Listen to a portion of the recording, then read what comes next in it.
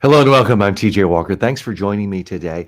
This is another live workshop in a series we've been doing where I answer your questions about communication skills, and we do several things at once. I am making videos here in live time that are later used for my YouTube channel, social media. These are edited down, sort of the traditional short form videos, long form videos you see on YouTube and TikTok. But I'm making them here in live time so you can see it. So many times people tell me they feel intimidated by starting a YouTube channel or a TikTok because it just seems overwhelming. And how do you do it? Do you use teleprompters, scripting, how many cameras, all that. So, what I'm attempting to do right here is kind of show you exactly what I'm doing. And you see the mistakes, you see the screw up. Sometimes I got the wrong camera on me and I don't know what I'm doing. So I kind of show all that right here. The one thing I do need to point out is to apologize for one thing. There are going to be times when I'm answering a question, I'm trying to do a long form video, and it's going to be 8, 9, 10 minutes. So if you come on and ask a question, I won't be able to notice it right then. I will come to you. And we have a lot of time here. Typically, we go 3 hours. What I'm trying to do is create a forum that gives you the greatest access in the entire world to ask questions about communication skills, public speaking, personal communication, speaking to the media, and to be a lifetime resource. Now, you can go to forums and post questions. You can post questions on other YouTubers, and they may or may not get back to you. Where I'm trying to, frankly, differentiate myself is to be here for you live, answering your questions in real time. We're trying to do it basically 9 a.m. to noon Eastern time in the United States, 5 days a week, business weeks, other than when I'm off training somewhere or a vacation or a holiday or a weekend. So that is the plan. We're still in the early stages of this. So I do a combination of, I'm grabbing questions that have been sent to me by ChatGPT that I've created, but I will answer your questions first. So if you have a question that relates to communication skills, we'll do several things. Number one, we can have an actual conversation here. You can come on screen, and I see that several of you have joined me live here today. That's great. You can come right on screen. I've posted the link. I'll just link it, post to it again. If you're not seeing it on the particular social media platform you're on, all you have to do is go to my YouTube channel, and that's TJ Walker Success on YouTube. And from there, you can go to my community tab, and I've posted the link right there. So if you want to come on, I'll share the screen with you. We can have an actual conversation. If you want me to critique one of your videos or give you feedback, all you have to do is let me know in the chat. The link will pull up the chat. We'll watch it together, and you can get some feedback. A lot of my students do that. I have a couple million online students from my communication skills courses, but you don't have to be one of my students. Anyone who joins us live can benefit from that. Great. So I want to thank you for being here. We're going to hop right in now. I'm going to do the first question. I'm going to do it as a short form video, which is typically, well, it has to be less than 60 seconds for platforms like YouTube and TikTok. I try to get mine under 30 seconds, if possible, under 20 seconds, because the research shows, the data show that's what generates the best results for me. Then I'm going to do a longer form video, ideally at least 8 minutes, because that's what seems to work best there. Okay, so let me hop right in. I'm going to switch the camera angles. And I just realized I forgot. I told you I was going to show you warts and all what goes on. So I'm having to walk off screen for a moment to go back to my connector for my computer. I don't know if you call it a dongle or what it is. I have to get a massive SanDisk drive because I plug this right into my mixer. I'm plugging it into my mixer now. And so that what that allows me to do is hit record on my mixer, I can then record the highest possible quality video, higher than what you're seeing right now. You're seeing 1080p. It records it in 4K, and it gets it from every single angle. So that's what I'm doing. And again, I'm showing this to you because I do want you to realize you don't have to hire or go to a really expensive TV studio. You could, you don't have to. You don't have to hire an entire team of producers and camera operators and board mix. You could, but I'm doing it all right here in a relatively simple way. Yes, I do have help with editors, but with everything else for this production, what you see is pretty much what I'm doing in real time, including things like adjusting my handkerchief in my suit to not be distracting. Okay, so I'm going to hit record. We're going to try to do a short form version first.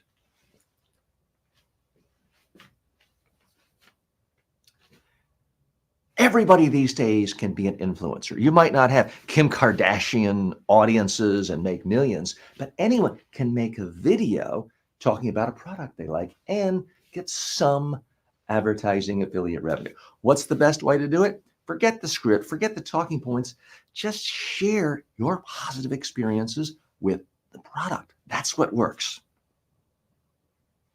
Okay, so that was what I'm trying to do for a short form video that will be edited down, some graphics, B-roll, maybe a little music to make it a little more exciting.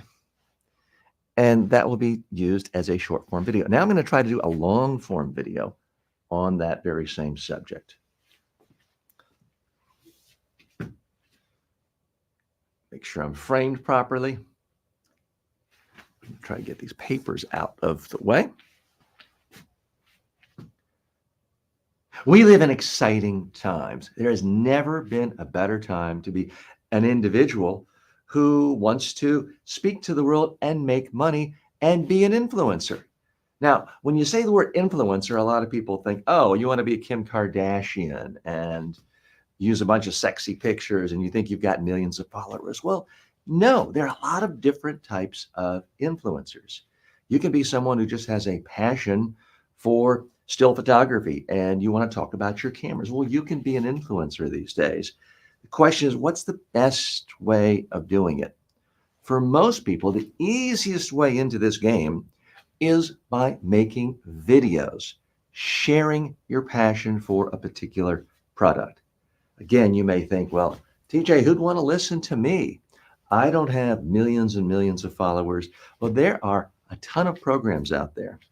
YouTube, TikTok, Amazon, Walmart, Target, they have programs, and most of them will let anybody become an influencer. All you have to do is make a video talking about the product. Now, this seems intimidating. You may be thinking, yeah, but TJ, do I have to go to New York City or London and hire a big fancy ad agency and come up with concepts and scripts and storyboards and hire? No, you don't have to do any of that. The most effective way of making a video to talk about a product so that you can get affiliate commission is to simply show the product, demonstrate it if you can demonstrate it, and then share with people your own personal experiences.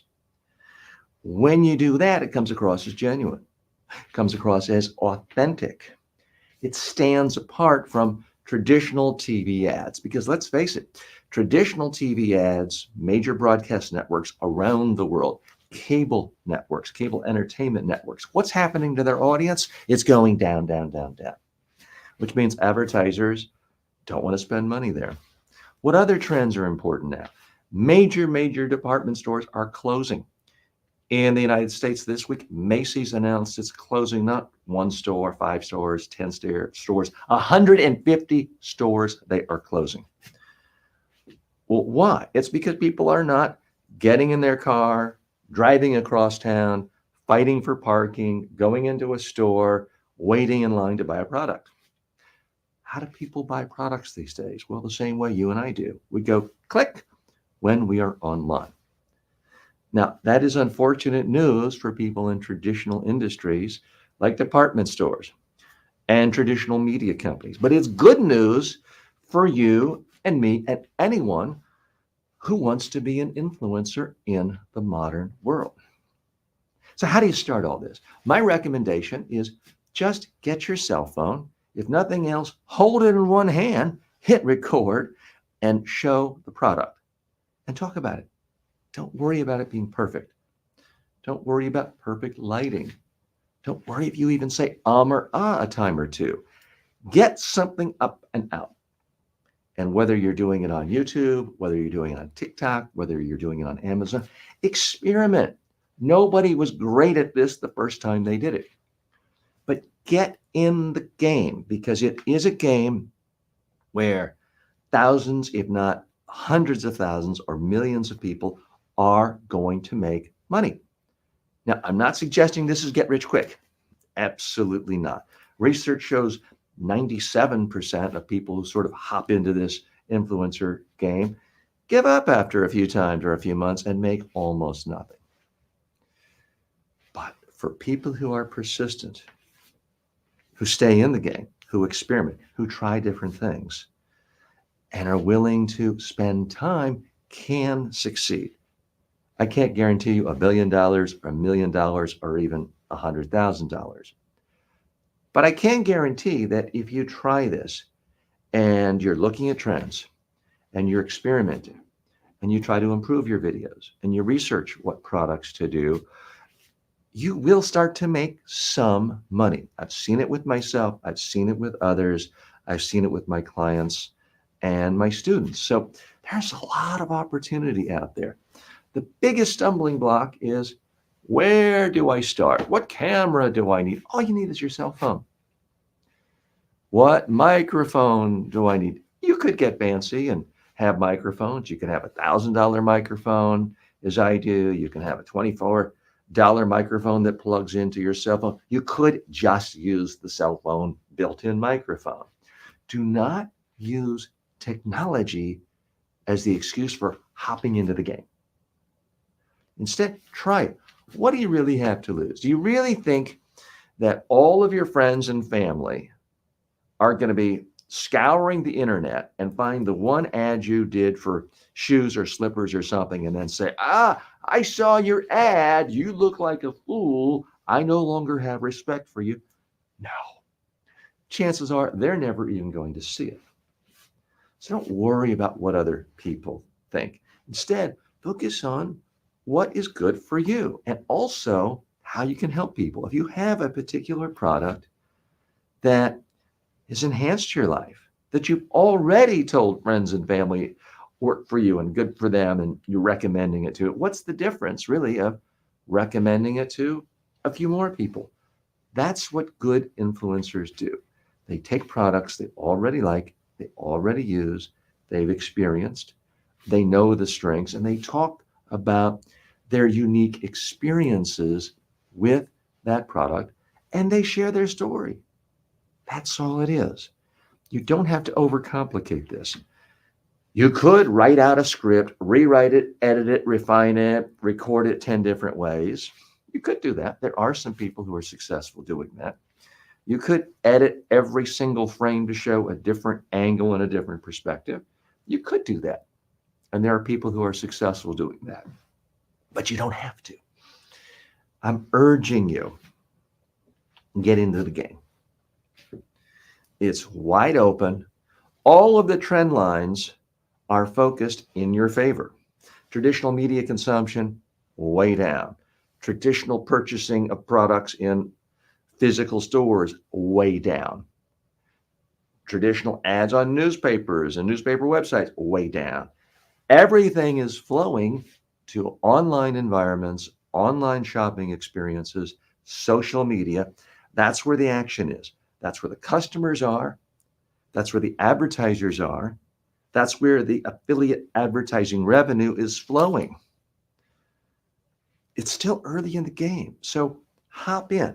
Am I suggesting you quit your six-figure job now to become a full-time influencer? No. Start small. Maybe you just spend 5 minutes a day making one video. Do that for a month. What's the worst thing that could happen to you if you spend 5 minutes a day making an influencer video promoting a product you believe in that you think helps other people and is useful to other people? I would submit the risk is pretty low to you and your career. Of course, you have to think about considerations. If you work for a company that sells one product and you're now doing an ad for a direct competitor, of course, someone could get upset. You've got to use judgment. But I beg you, don't take the default position of, well, somewhere, somehow, some way, someone might not like this. So I'm going to sit on my hands and wait another year and see if this whole thing is real. Oh, it's real. It's definitely real. So I'm urging you. I don't care if you've got a full-time job. I don't care if you have all the money in the world you want. Give the money to charity. It doesn't have to be about money. Think of it as sharing expertise you have with other people about products that will help them in their life and that will help them make a decision on what the best product is. That's all you have to do to hop in to the influencer game today. Okay, so that was the long form version of that. I'm going to switch back to camera 3. So thank you for watching that. Again, what I'm doing is I'm trying to give you something useful. If you tune in right now, and I see we have a handful of people joining us live, I hope you got some benefit from that. But what I'm also doing is showing you the actual creative process of creating videos, because that's what I did there. That was designed to be the rough draft, raw footage for a long form video. Now, if you were paying close attention, you would have noticed I actually made a stumble there. I didn't stop, say, cut, apologize. I stopped, paused for a second. I went back and simply resaid that sentence from the beginning and continued on. So I made it very easy for my editors to chop out the part where I stumbled. They'll cover something up with B-roll, an image or something, so it seems like it was continuous in one take. And that's what I did. Now, in the full disclosure, I forgot one other thing today. I forgot to bring my glass of water over, so I have to walk out of camera, which I don't like to do. Someone coming in right now, just seeing a blank studio. It looks a little bit weird, but again, I am not trying to create a Mr. Beast video here. What I'm trying to do is really take you behind the scenes, let you into the world of how at least one content creator makes content. Now I have my water. Okay, so we're going to move on to the next question. If you have a question that relates to communication skills, please let me know. Otherwise, I'm going to try to do as many as possible from questions that have either been written in today and sent in, or questions generated by ChatGPT as it culls the internet looking for patterns of what people are interested in learning as it relates to communication skills. And you can, by the way, if you're in the system, you can post a comment that's public.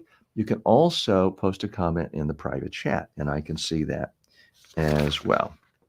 So I'm looking at these questions for the first time because I want to give you sort of a spontaneous, fresh, off-the-cuff response.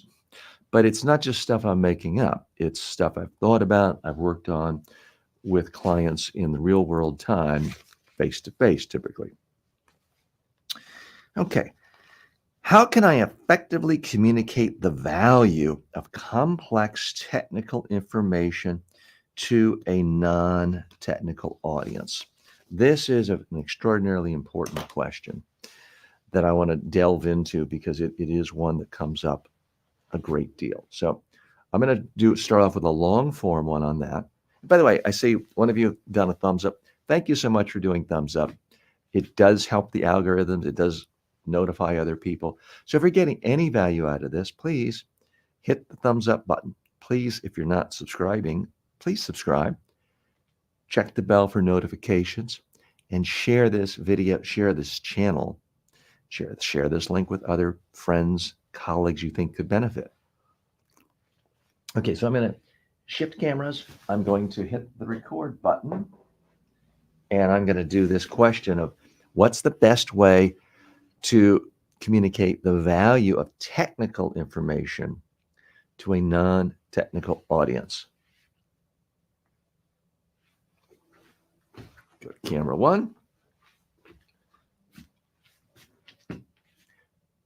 What do you do if you I'm going to time out. I'm going to check my time. Okay. What do you do if you have to communicate the value of complex technical information and you've got to do it to a non-technical audience? This is a challenge so many people face. And unfortunately, the solution most people choose is, oh, I know, I'll just give people more and more and more data. I'll overwhelm them. They'll be convinced I'm really smart and no one will criticize me. That is far and away the default position of most people who are given the responsibility of communicating the value of complex technical information. And what's the second thing they do? Add a whole bunch of complex slides, lots of graphs, lots of numbers, charts with 8 different color codes. And they put in a lot of hard work, often hours and hours, sometimes weeks, sometimes months on these elaborate PowerPoint presentations.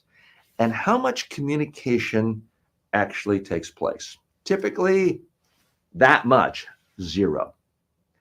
Remember what communication is. It's an idea in your head that goes from your head out your mouth, typically, or something else you're presenting, into the eyes, ears, brain of one person or audience member, whether it's 1, 2 people, 10, 10,000. Goes into their brain. They understand your idea and they remember it so they can act upon it. Again, if you're trying to convey the value of complex technical information, it's typically because you want them to buy this reactor or buy this complex EV car. You want them to take the information to do something. Therefore, you've got to start off by asking yourself, what ideas of all this complex technical information do I absolutely, positively have to have my audience understand and remember so they can take the actions I want? Always start off by asking yourself, what is it I really want my audience to do?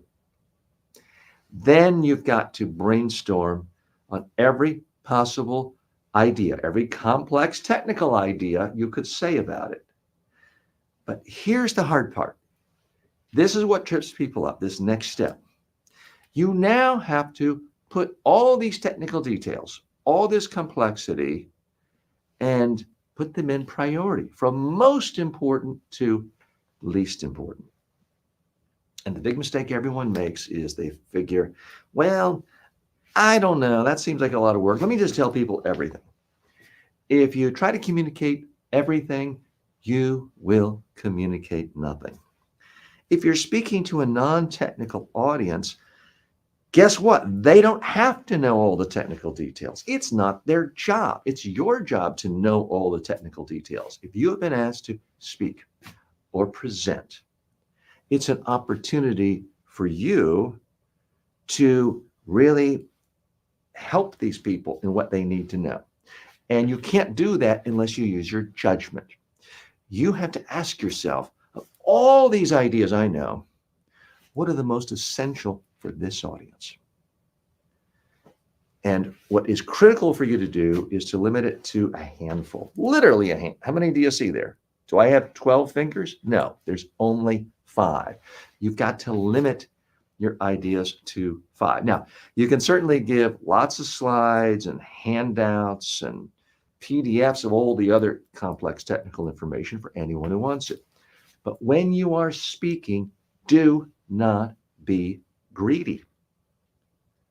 Don't quickly lay out one technical fact, another technical fact, another one after another, and overwhelm people. Yes, you can say them, you can understand it. They might understand it, but the challenge is not getting your audience to understand complex technical information and benefits about a product or service you have. The challenge is to get them to remember these key points. If they don't remember them, how are they going to take action? How are they going to tell other people about this? Quite often, if you're conveying complex technical information, it's because you're giving a demonstration to one group of people who then have to go back to their company to recommend whether or not they buy your product or services or someone else's. If they don't have the ability to not only understand it, but to remember it, how are they going to tell their colleagues? So you always have to look at this through the lens of what is the ultimate? Where is this really going? How does this filter out to what I need? If you're trying to get people to buy you, if you're trying to get people to sign contracts, if you're trying to get funding, what is it you want them to do? If you're giving a complex technical presentation on some new scientific discovery and you're pitching venture capitalists, you got to realize maybe the final decision maker isn't in the room. You might be talking to a junior partner who may love what you're talking about, but if they can't then explain it to the senior partner who has to finally do the check and sign the check for you, you haven't accomplished anything. Here's the number one thing you can do to really dramatically increase the odds that your complex technical information is working on your audience. Test it. That's right, test it. Well, TJ, public speaking is a soft skill. You can't really test. Wrong. You can test the effectiveness. So if you are giving, for example, a highly technical presentation about a new device, a new scientific discovery, a new application, and you're giving this to 20 venture capitalists on Thursday, find one or two venture capitalists, perhaps a friend of a friend, who will meet you for lunch Tuesday, or will let you come to them, give them your entire technical presentation. And when you're done, ask them not what they think, not what they liked, ask them what they remembered. Ask them what slides they remember. Ask them what messages they remember. Ask them what stories, case studies they remembered. And then listen. People can lie and tell you, oh, you did a good job, and not really mean it. But they can't lie and tell you they actually remembered stuff if they didn't remember stuff. So this is crucial information. So if you have a highly technical slide that you put up and you talked about it quickly for 30 seconds and you went to the next one, and the people you tested your presentation on Tuesday didn't remember it, you now have empirical evidence that that slide is ineffective. If empirical evidence, it's worthless. Take that slide, tear it up, throw it in the garbage can. Or give it to people after your presentation, but don't spend time projecting it, showing it. If you have evidence, it's not sinking into your audience. You get credit not for the ideas in your brain. You get credit not for the ideas, facts, and technical messages that come out of your mouth. You're getting credit for the ideas that go into the brains, the memories of your audience, so they can not only understand it, but remember it to tell other people. So you need to keep practicing refining your complex technical presentation until you have empirical evidence it works. And maybe you do this and it works the first time on your test audience. Maybe you do it again and email it to other colleagues in different places and see what they remember. Maybe you have to do it twice. Maybe you have to do it 100 times. Guess what? I don't care. It's not that I don't care about you, but what I really care about is your audience. Are they understanding your complex messages? Are they remembering? The key to really making a complex idea understandable is you have to truly isolate one idea at a time. Truly isolate one fact at a time. And then you have to put it into context so that people can see it. They have to see the significance. Doesn't matter if you're talking about a financing instrument, atoms and protons, they have to visualize it if you want them to remember it. You can make any complex idea understandable if you break it down. You go from the abstract level down to the ground so that people can see it, taste it, touch it, feel it metaphorically. If you do that, you can be a master of communicating complex technical ideas to a non-technical audience. Okay, so I think that was about 10 minutes, which is frankly about the time I want for a long form YouTube video. There's this huge myth out there. Everyone says, oh, we live in a time when everyone's attention span is less than a goldfish. It's got to be 8 seconds, 8 seconds. Well, there's some truth to that, in that people do like to watch Instagram Reels, TikTok Shorts. Vine was very popular for a while, 5-second videos. So a lot of people do like some quick hit, but also the audience of 3-hour podcasts has never been higher. People love listening to Tim Ferriss interviews in depth that can be 2, 3, 4 hours. People will listen to Joe Rogan interviews that could be 1, 2, 3, 4 hours long. So it's actually a huge myth, this idea that everything has to be shorter.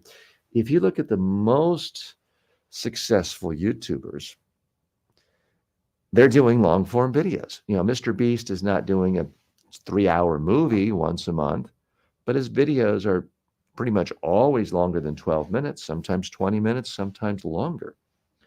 So the key is, can you be interesting? If it's interesting, you can go as long as you want. People are always telling me, oh, you got to be quick, you got to be short, you got to be short. Hey, you want to watch a movie?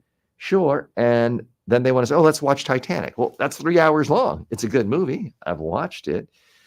But you can't have it both ways. You can't say no one ever wants to watch anything in depth and then go watch the Titanic or go listen to a podcast like Tim Ferriss or Joe Rogan that can be 2, 3, 4 hours long.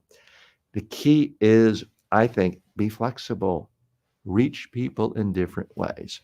One of my most successful videos ever was 8 seconds long on YouTube. But my most successful video of all time on YouTube is 56 minutes long. If you want to see that, you can type it in. Just type in media training on my channel, or for that matter on YouTube, and you'll see it. The interesting thing, no special effects, no graphics, no music. And I'm ashamed to say the audio quality really isn't very good, but it delivers a lot of substance. Before I forget, I've got to do the short form version of that topic I just did. By the way, if you're just joining me today, I am taking questions. You have any questions about communication skills, just type it right into the comments section. If you want to join me live and come on and ask it to me directly and we can hear your voice, you're more than welcome to. I have posted, I'll just post it again so it gets a fresh notice. You can just join me live on camera by joining me on StreamYard, but you don't have to. You can just type in your question, whether you're on YouTube, Facebook, LinkedIn, Twitter, X, or Twitch. Also, I'm happy to critique your videos. If you have a YouTube video or a video anywhere in social media, we can play it, watch it together. And if you want my feedback, my critique of what works, what I like, what I think you're doing well, and where you can improve, I'm happy to do that. Okay, I'm going to quickly do the short form video on the topic we just did.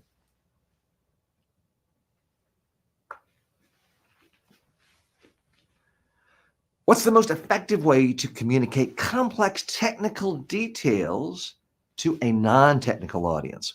Well, you got to realize you can break any complex subject down to one idea at a time. Don't get greedy, bombarding people with fact after fact. Focus on one idea at a time and then explain the significance of it in real terms that people can see, taste, touch. It can't be abstract. People have to see the significance, regardless of whether you're talking about complex financial instruments or the atom. Okay. So, candidly, I didn't love that. We'll see how it works. Sometimes I'll do the long form answer first, and that can sometimes cloud my memory or my mind of all the things I love to say it because in a long form one, I can pretty much say whatever I want as long as I want. It's actually harder to do the short form, believe it or not, because you've got to think of all the things you could say and narrow it down to what is most important. There's an old expression, and typically in every culture, it's some famous writer is quoted as saying it. In the United States, it's Mark Twain. I've seen other European writers given credit, but the quote is this: I'm sorry I wrote you a long letter. I didn't have time to write you a short letter. And the point being, it actually takes more time to think about everything you could say, prioritize it, and focus on what is most important. So keep that in mind. It's not necessarily easier doing short form. It can take more time and intellect. We've got a few comments coming in. Quora PA says, thank you, TJ. Very helpful and encouraging. So I'm going to practice what I preach. First of all, I'm going to say thank you, Quora, and I do mean that. But I want to probe because I hope I'm helpful. I'd like to think I'm helpful. But maybe you feel sorry for me and you're just saying that. So I have to ask the follow-up question of what specifically did I just say that was helpful to you? What specifically do you think you might actually try the next time you're presenting or making a video? And it's because I want to test and see what works. Quora, if you had a colleague who walked in and said, oh, what did I miss? How would you summarize anything I just said? That's the ultimate test, really. It's not about whether people think you're professional or liked your tie, it's a little crooked, or thought your pocket square looked dapper.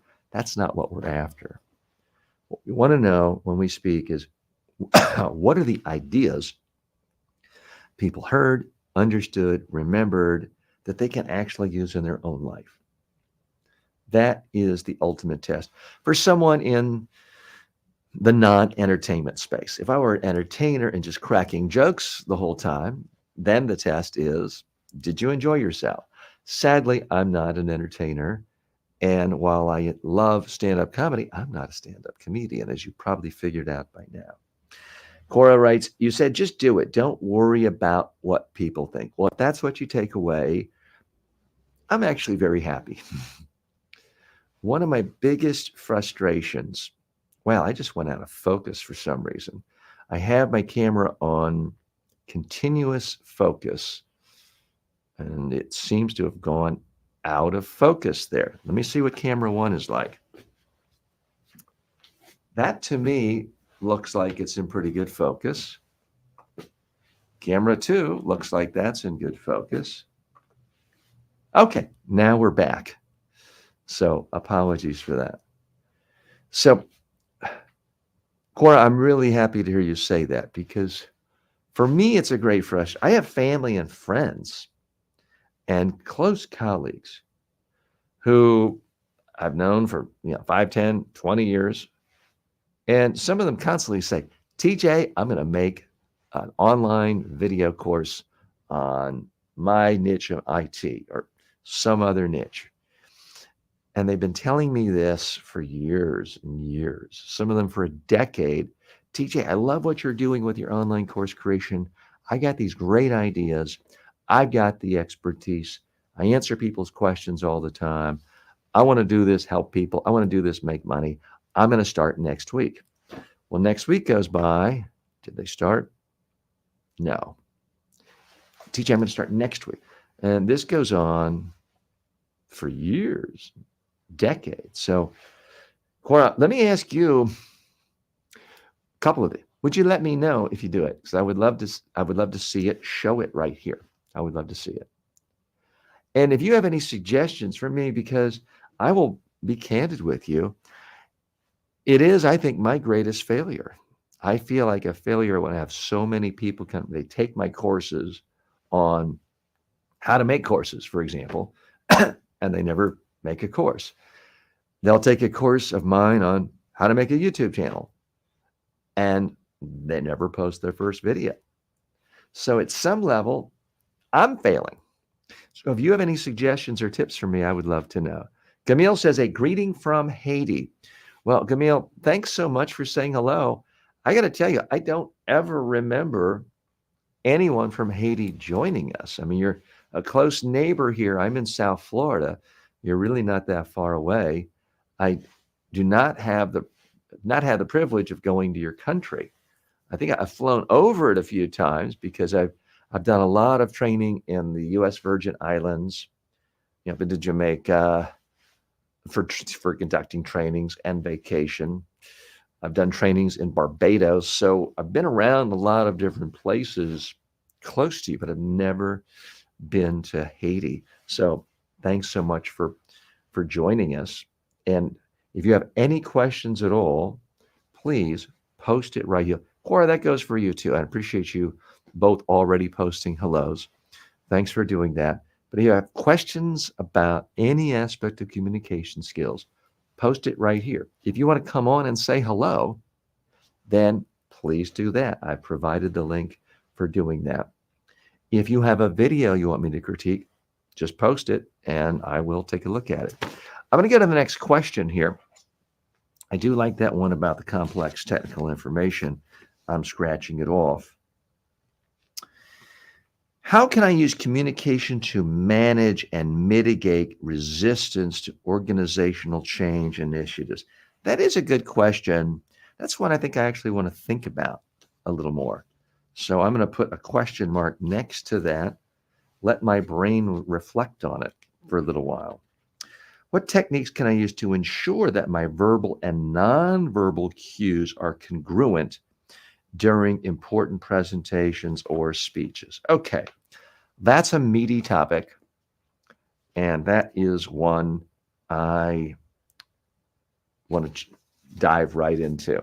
Okay, so this one I'm going to try to reverse it and do a short form.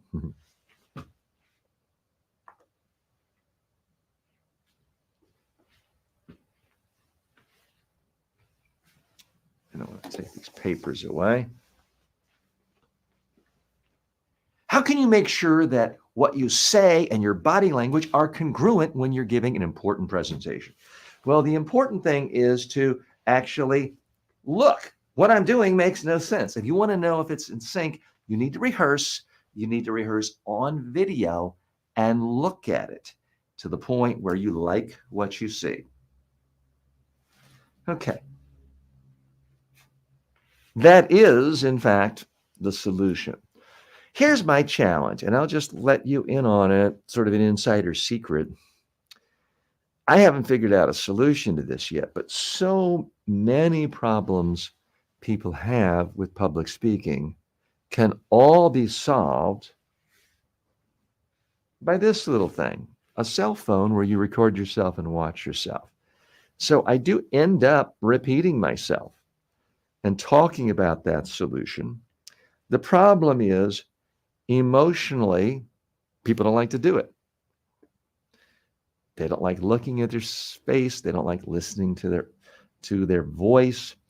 So even though I absolutely believe that it does solve almost every problem, my success rate with getting people to do it is pretty low. The only time I'm 100% successful is when people have spent a lot of money, hired me to be face-to-face with them, and then they have no choice. So if you have any suggestions on how to actually motivate people more to practice on video and watch it repeatedly till they like it, I would love to hear it, because everyone's on their phone all day long. Everyone's used to their phone. Increasingly these days, people are using FaceTime and other things where they have a camera on them and they're speaking on camera. But somehow that seems a little different than if you are actually recording it and looking at yourself. So Cora says, how could someone on media be more authentic and relaxed versus putting on a character or mask? Or is a character or mask also appropriate? Well, Fantastic question. And you know what? I apologize. I didn't do the long thing yet about the verbal and nonverbal. So let me just make a note of that because I do want to come back to that. I'm just going to put a short yes, long no so far because Cora, I want to be responsive to you. And Adam has joined us. And Cora, if you want to join us on camera, please do so. And Adam, I see that you've signed into StreamYard, but you've not connected. If you want to connect and come on, more than happy to do so. I do always give a precedence to anyone willing to show up on camera. So sometimes people do it. Oh, if someone gives a super chat and gives me money, they go ahead.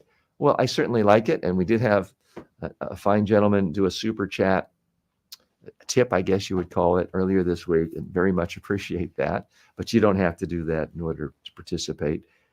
But really, I give priority to anyone willing to put their camera on and speak on camera and show up here. So if you're willing to do that, that would be great. But Cora, let me be respectful to you and answer your question. How can someone on media be more authentic and relaxed versus putting on a character or mask? Or is a character or mask also appropriate? Oh, and I see a private chat has come in. So if you see me kind of looking down, I have to grab my mouse. I have to sort of toggle back and forth between the public comment section and the private chat. Oh, and Adam just says he wants to say hi. Thanks so much. Glad you're studying, but I'm glad you have this on sort of as your background music instead of hip hop or rock and roll or something else. Not that there's anything wrong with that. Okay, so let me dive right in to answer Cora's question. And let me try to do this as a short form first.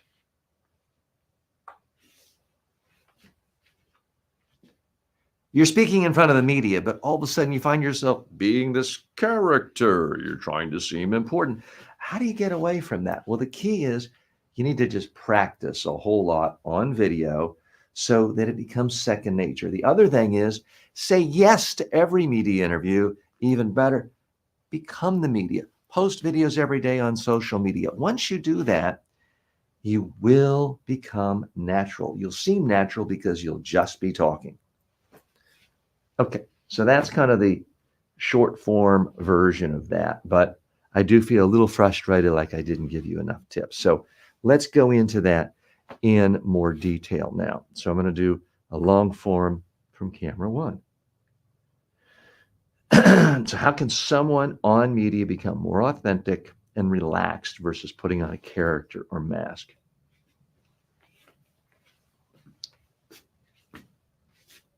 So you've got to go in front of the media, perhaps do a TV interview. How do you come across as authentic instead of someone who seems like they are playing a character of the business person or someone wearing a mask? Well, the key is you need to be comfortable and relaxed. Easy to say, TJ, but how do you really do that? You do it by rehearsing because most people never rehearse. They don't rehearse on video. So if you just go to some big TV studio, you go to CNBC or BBC, and you're surrounded by bright lights and big cameras and some famous rich journalist interviewing you, the natural thing to do is kind of tense up. Well, yes, we're very happy to report third quarter earnings and you seem to be a character, almost a caricature of I'm the important business person or I'm trying to be this or that. It's because you're having an out-of-body experience because emotionally you're thinking, this is weird. How do I get out of here? This is strange. What am I doing here? You might not even be totally aware that you're feeling nervous, but that's what happens if you don't do a lot of interviews or if you've never done one or if you haven't done one in the last year.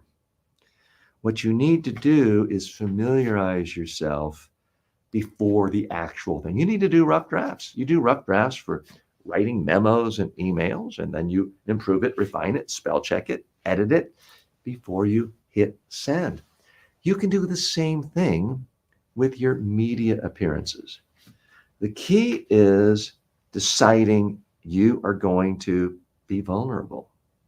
And by that, I mean you're going to practice recording on video and you're going to look at yourself. And for a lot of people, it's, oh, TJ, I don't want to look at myself. I don't like the way I look. I'm losing my hair. I'm getting a double chin. I don't like the sound of my own voice. If that's how you feel, it just means you're human. Everybody feels that way. But it's crucial for you to rehearse and see how you're coming across, because what happens to most people is they rehearse and all of a sudden they see that their voice is deeper and softer and they're trying to sound professional. And they look at it and they realize, who is this clown? Who's he fooling? Nobody. It seems artificial. So you do it again. And it's probably still 90% as bad. But it's a little less artificial because you're not quite as nervous the second time. Do it again. It's maybe 85% bad, but you made a 5% improvement. Every time you do it, the whole thing becomes less scary, less nerve-wracking. It's therefore harder to stiffen up, tense up, and be uncomfortable, because with anything in life, the more times you do it, the easier it gets and the less uncomfortable it is, because what makes something uncomfortable is doing something for the very first time. Driving a car at age 16 or whatever age you were was probably uncomfortable. If you've been driving a car every day for 10 years, you don't even have to think about it. You just hop in and go. You're thinking about other things. It's exactly the same thing with media appearances. If you just wait until the camera goes on and the reporter's putting a mic in your face or sitting next to you on the couch asking you the tough questions, you're going to act. You're going to act scared, or you're going to act stiff, or you're going to act professional, or you're going to do something that's going to seem a little phony and inauthentic. And you're not going to like the results. It's not going to come across as well. So, a couple of solutions for you. Number one, I know you don't want to hear it, but you really need to. You need to rehearse on video. And these days, you can do it with your cell phone. You don't even have to have anyone else around. Now, you could do it with a colleague, a friend, a family member, but you could just do it with yourself again and again until you like how you're coming across, until you feel you're coming across as sincere and authentic. The second big tip I have for you is say yes to every media interview. Even if it doesn't have the biggest, most important audience, every media interview you do makes the one after that a little bit easier, a little bit less scary. You become more of a pro. You've heard the whole thing about you need 10,000 hours to be a real expert. You don't have to do 10,000 interviews, but each one you do gives you more confidence, more muscle memory. The third tip, and if you do this, it really will solve all your problems, is speak regularly in front of a camera. You don't have to wait for CNBC or the BBC or Al Jazeera or anyone else to request a formal interview with you. Why don't you do this? Interview yourself every day on YouTube or TikTok or LinkedIn or other social media platforms. Share your expertise with the world. Think of a question, hit record, and talk exactly as I'm doing right now. If you do that once a month even, you're going to be so much more relaxed and authentic when you're doing traditional media interviews or podcast interviews. If you do it once a week, it's going to be almost impossible to be nervous or stiff or uncomfortable when you're doing other interviews. And if you make a video once a day, even if it's 20 seconds long, then doing the big interviews in the big studios will be as easy as walking or breathing in and exhaling. You can relax and be yourself. Okay, so I'll just be very candid with you. I like that. I think that was good content. I think it was useful and helpful. Cora, I would like your feedback, though. Again, it ultimately doesn't matter what I think. That presentation wasn't for me. It was for Quora and anyone else who's ever had that thought or that concern. So, Quora, if you wouldn't mind, please let me know. Not that you like that. I'm assuming you didn't hate it, but what specifically resonated with you? And what specifically do you think you might actually do? Because again, I'll share with you my biggest frustration is that, my first tip there was practice on a cell phone again, practice on video, and people don't like it. Intellectually, they think, oh, that's a great idea, wonderful idea, and then they don't do it. You know what? I've been talking about this. Why don't I just make a video on that very subject? Because it is so relevant. Cora says, TJ, I was interviewed by a local paper twice and was filled by said paper on a separate, I'm assuming you mean filmed, video recorded, on a separate occasion. I felt unprepared with their questions. Okay. So did you rehearse? Did you brainstorm on questions that would be asked? So by the way, how to answer questions from a newspaper reporter is a particular skill set. And I don't spend a lot of time on these live streams hawking my wares, but I do have a course just on how to respond in newspaper interviews and print interviews. I have a course just on that narrow focus. I also have a complete media training course, and you can find these on my website. It's linked from the About Me section on the YouTube. I've got courses there. I also have a 55-minute video I talked to you about earlier today that specifically covers how to plan and prepare for questions in media interviews. And that's completely free because it's right there on YouTube. You can just search me. If you just type in media training on YouTube, it'll show up on the first page. You'll see my face. It'll be a younger looking face because the video is about 10 years old, but all the insights still apply. So, Quora, I would ask you again if you could tell me, because I did just spend about 10 minutes answering your question. I want to know what, if any, of those tips are you willing to try? And what do you think was most helpful? I would be fascinated by that. And let me see if any other comments came in. Gamil says hello. Well, thank you again. That's our friend from Haiti. Let me scroll up again, make sure I didn't miss anyone else's comment. Yep. So, yes, Camille is from Haiti. He then does another post saying hello. Cora is saying hello to everyone.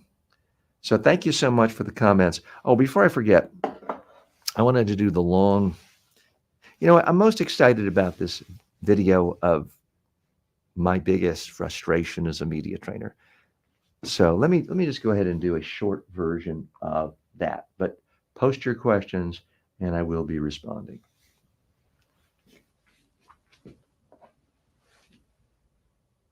My biggest frustration as a communications coach, my biggest failure is I can't get people to do the one thing that will actually help them the most. It's pick up your phone, record yourself doing your practice speech or media interview, and look at it again and again until you like it. It solves almost every problem, but people just don't want to do it.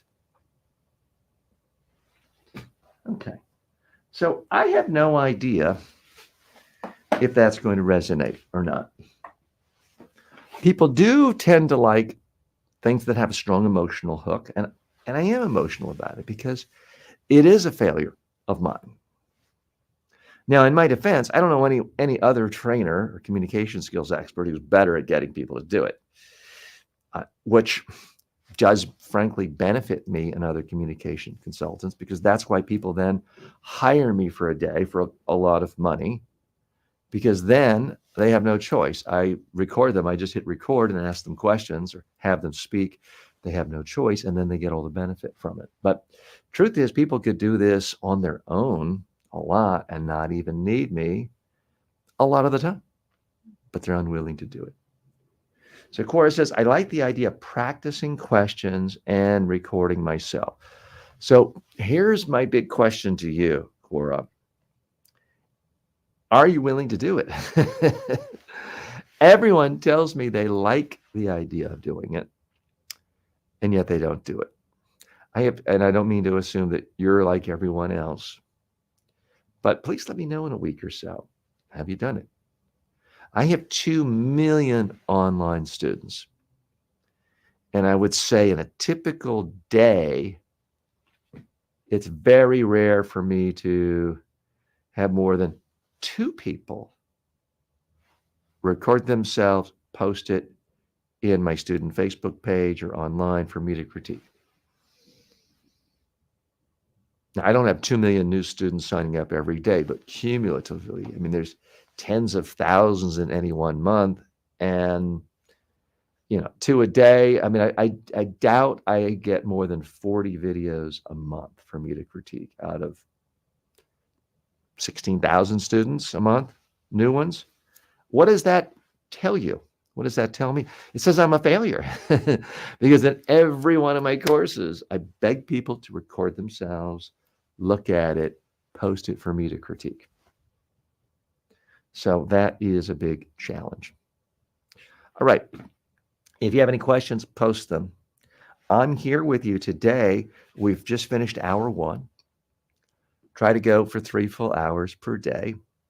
Fairly soon, we're going to be putting in some ad segments, a little more structure to this.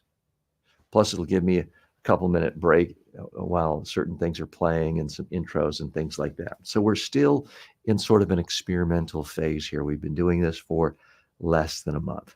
Cora says, you just hit the nail on the head for me. I am an emotional communicator and afraid of saying too much and rambling. I often practice in the mirror. Well, first of all, Cora, everybody's emotional. And the people who claim I'm so rational and logical tend to be the most emotional of all. Because if you've ever told someone who thinks of themselves as so logical and rational, their facts are wrong or their logic is wrong, they get very emotional. So everybody's emotional.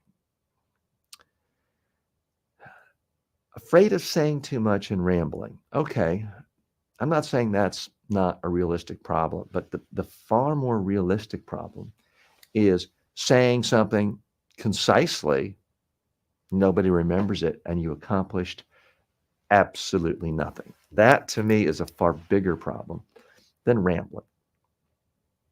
You practice in the mirror. If this were 1984, which is when I started doing media training and communication skills training, believe it or not, and you told me you practiced in the mirror, I'd say, great. That's fantastic. Why would I have said that in 1984? Because to get a video, to be practicing on video, you had to go to your local TV station, hire a big burly camera operator to bring a 60-pound video camera in and pay him a whole lot of money for the day. Guess what? We all have full functioning TV studios right here. I do not recommend you practice in front of a mirror. If you're looking at a mirror, you're trying to multitask. You're trying to think of what to say, but then you're looking like, oh, is there a little dent in my nose? Am I losing more hair? Are my eyes beady? It's just natural human reaction to look at yourself and say, oh, is this my good sign or this? And you've lost focus. The other problem is you can do one thing at a time. You can give the speech or you can analyze the speech. When you're looking in a mirror, you're attempting to do both. The beauty of video is you can just focus on being as interesting and memorable and gesturing and all of that, and just focus on delivering the speech. Then you can watch it. And now you can sort of sit back and really be critical. I want you to be critical, figuring out what you like and what you don't like and how to do more of it.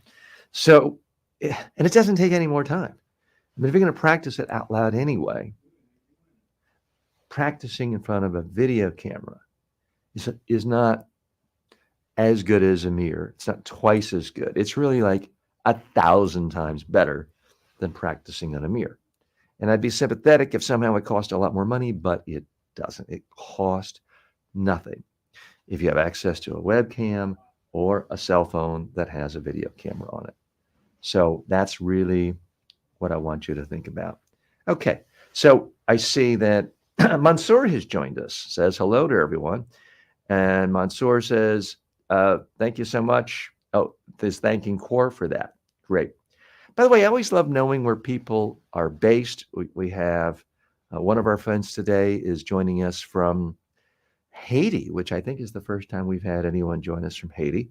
We typically have a number of friends and colleagues and community members from the United States, not surprisingly, since I'm based in the US.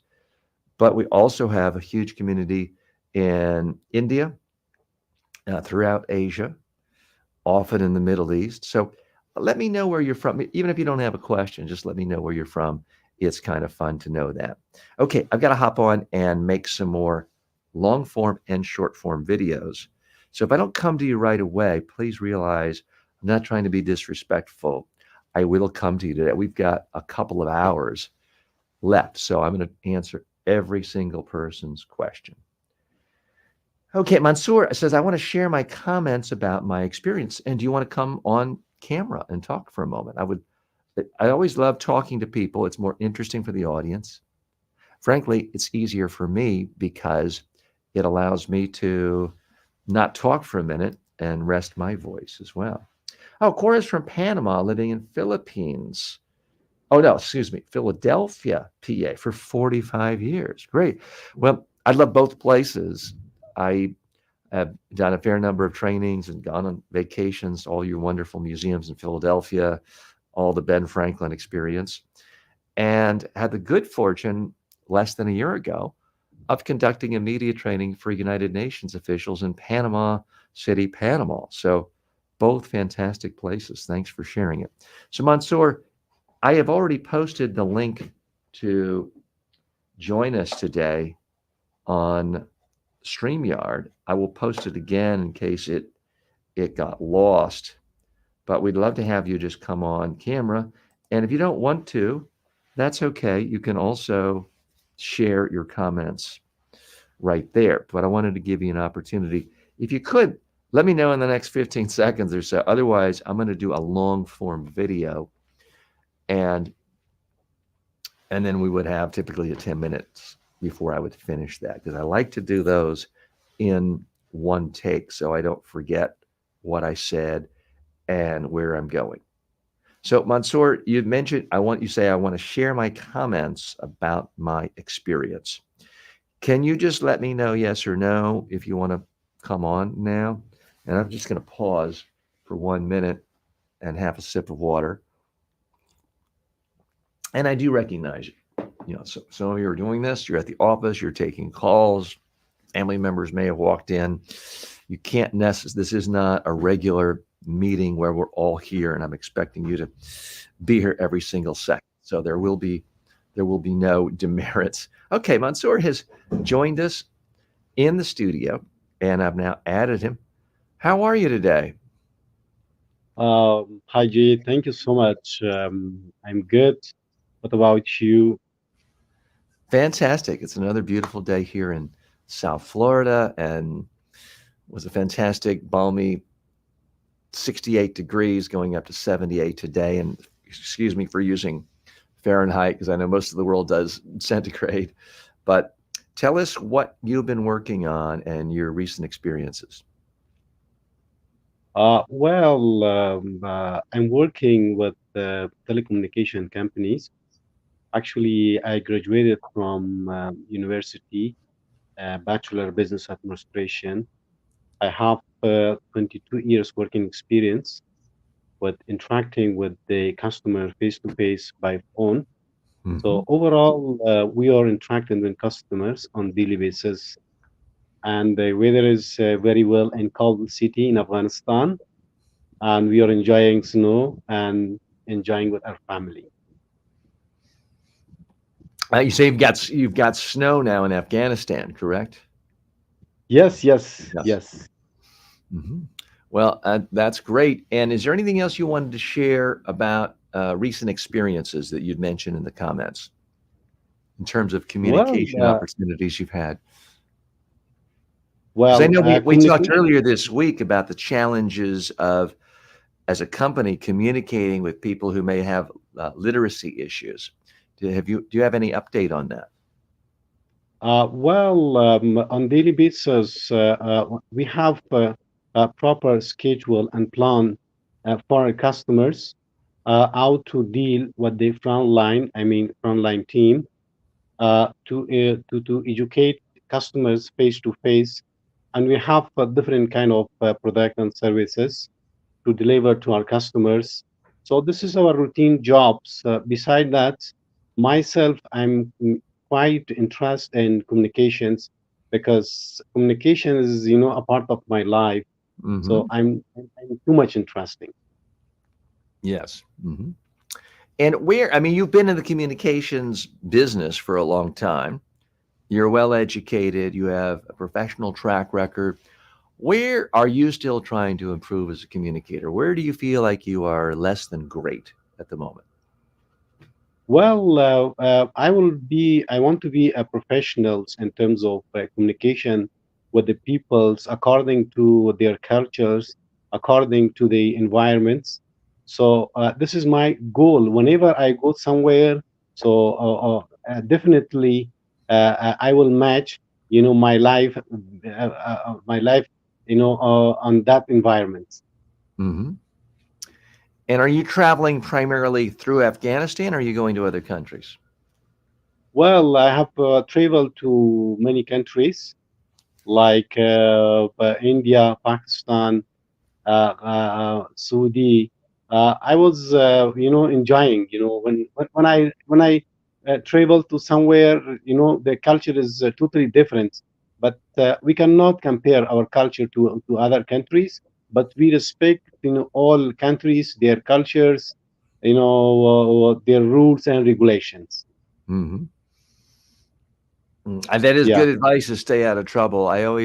What I find is, no matter where I travel, there's always at least one thing I find in any country where I think, wow, that's different, it's unique, and it's better than what I have where I am. There's always something that I find is intriguing and I actually enjoy more than my own country if you're looking for it. I mean, one problem, especially with a lot of Americans, is they look and the second something isn't exactly what they're used to at home, they say, oh, that's bad or that's backward. A horrible attitude to have, obviously. Different cultures have different strengths and weaknesses. And to me, that's what makes life interesting is exploring those. Exactly, same myself. When I at home, so definitely we are enjoying with our families, with our friends, outside of home. So definitely, this is a good habit. Yeah, absolutely. Hey, we had Sandish in the waiting room, and I apologize. You are up next, Sandish. So if you want to join us again, if you're still with us, we'd love to have you on, hear your feedback. Again, happy anyone can watch this live, whether you're on YouTube, Facebook, or any other platform. And happy if you want to post a question or just say hello. But we always give precedence to people who join us on stage and are willing to speak and let their voice be heard. And even better, if they want to turn their camera on and be seen. So let's say hello to Sandish. How are you today? If you do feel like speaking, you can turn your mic on. You don't have to turn your camera on if you don't want to. But it does help with communication, being able to see face and everything. So, Sandish, tell us what you're up to. Hello, TJ. First Hi. of all, good morning to you. Thank you. Same to you. And Or good I, evening, I should say. Yeah. good evening. Okay. And I hope you are having a great day. So far, fantastic. So, I may sound foolish to you, and I am kind of fearful to ask the question that there are some opportunities we get very frank, and we can talk very at very extent as much as we like if we are in the zone. but there are also some situations where we got stuck only with a one person. Like we are kind of fearful for only one person, or maybe that's a boss or any other person. We are fearful of that so much that we can't speak a word, or we tend to lose our communication skills and all. May, how do I say that? We Let got me make stumbled sure. and Let me make sure I'm. stuttering. Uh, let me make sure I'm hearing correctly. I want to make sure I'm understanding. Are you saying that, like with a lot of with everyone, there's certain times when you're comfortable with someone, the conversation flows, everything's fine, you feel comfortable, you feel like you're communicating well. But other times you're talking to someone, maybe it's a boss, maybe it's someone seen as superior. Maybe it's a job interview, tense situation. Maybe it's someone you're interested in romantically, and you feel uncomfortable and you feel like you're tensing up and things aren't coming out. Am I understanding you correctly? Yes, totally. Okay. And can you be, if you feel like it, can you be more specific as far as is this happening to a boss, to a prospective employer, to a certain teacher, to someone you're interested in asking out on a date? In what situation is it happening? So I can clarify at some extent to you. Like I, when I talk to my colleagues, sometimes I get fearful of them, but some other time I can talk to them as a fluent, like I am leading the communication and I am leading them also Mm-hmm. in some of the things. But if I get to meet a new people, I I tend to have around a 1 month to be with them, to be frankly conversating with them. And this time right now I am not showing you my face, so That's I okay.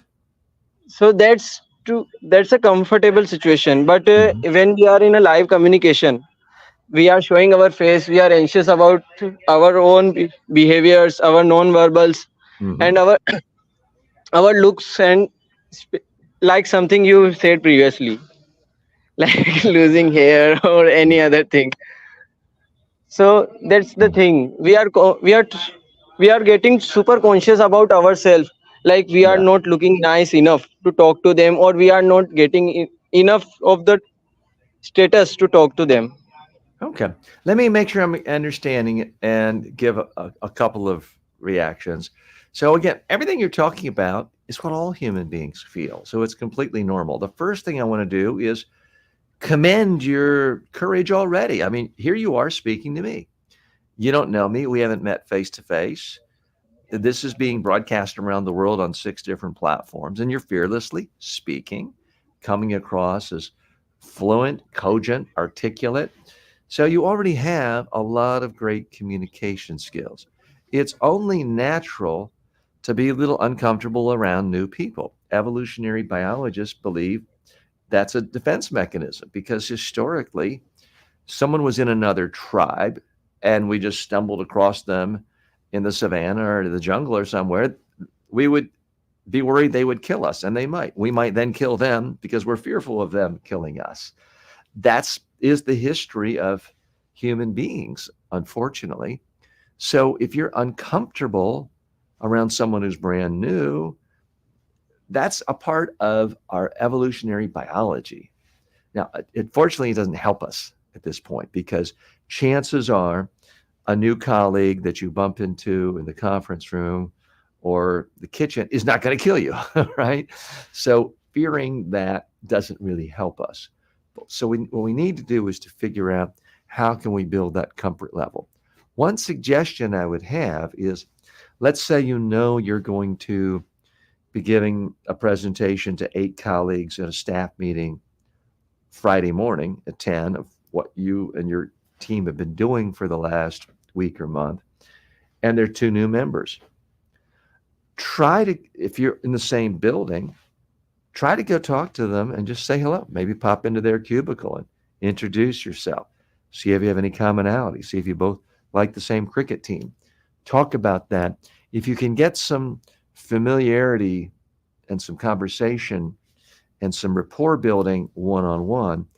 Then, if you have to stand up and give a presentation to them and another group that Friday morning, the comfort level will already be there.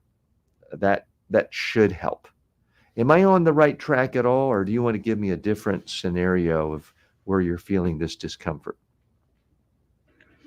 So TJ, your advice can be fitted everywhere where I am male and I am talking to a male, but in the situations where are when there are opposite sexes or opposite gender is present, Hmm. it is kind of being uh, uh, cliche, matlab, how can I say that, maybe we are fearful of that, if we go and talk to someone and they will misjudge us, like any any person who is trying to threaten them and only make them discomfortable, and like a person, mm,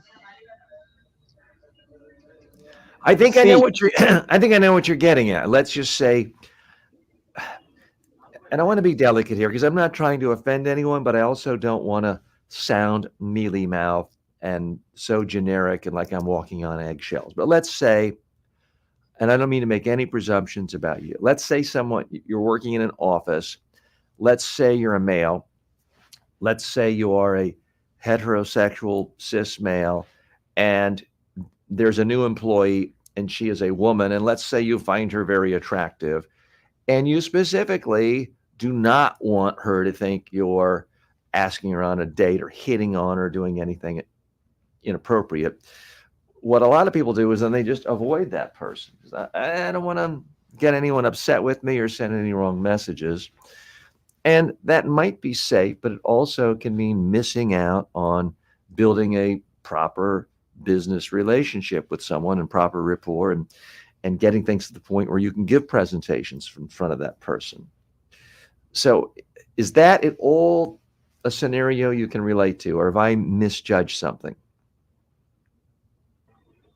So you are totally correct, and sometimes it but I want to add on that sometimes it's not a romantic relationships and any other thing, but we tend to believe that in our minds, and in our society we tend that if a male goes to a female and try to talk to them, there are some bad intentions of a male, Hmm. and we are fearful of that we will be misjudged by the other persons Yeah. that are that are So it's around us. it's a completely legitimate concern, and I give advice that I find has worked for me with most of my clients most of the time, and I have worked with clients on the ground in 45 countries, and I've helped students in 190 countries. But there are cultural differences and nuances. So anything I say, you have to filter through the lens of your particular culture in your country, the dominant religion in your country, the dominant culture in your company. You have to filter all that out, because I could give you some advice that works really well for most people in most places, but could be terrible for you and could get you in trouble. Quite often my advice to people is, you're in a business setting, you meet someone for the first time, you look them in the eye, you smile, you put your hand forward and you say, "Hi, I'm TJ," and you shake their hand.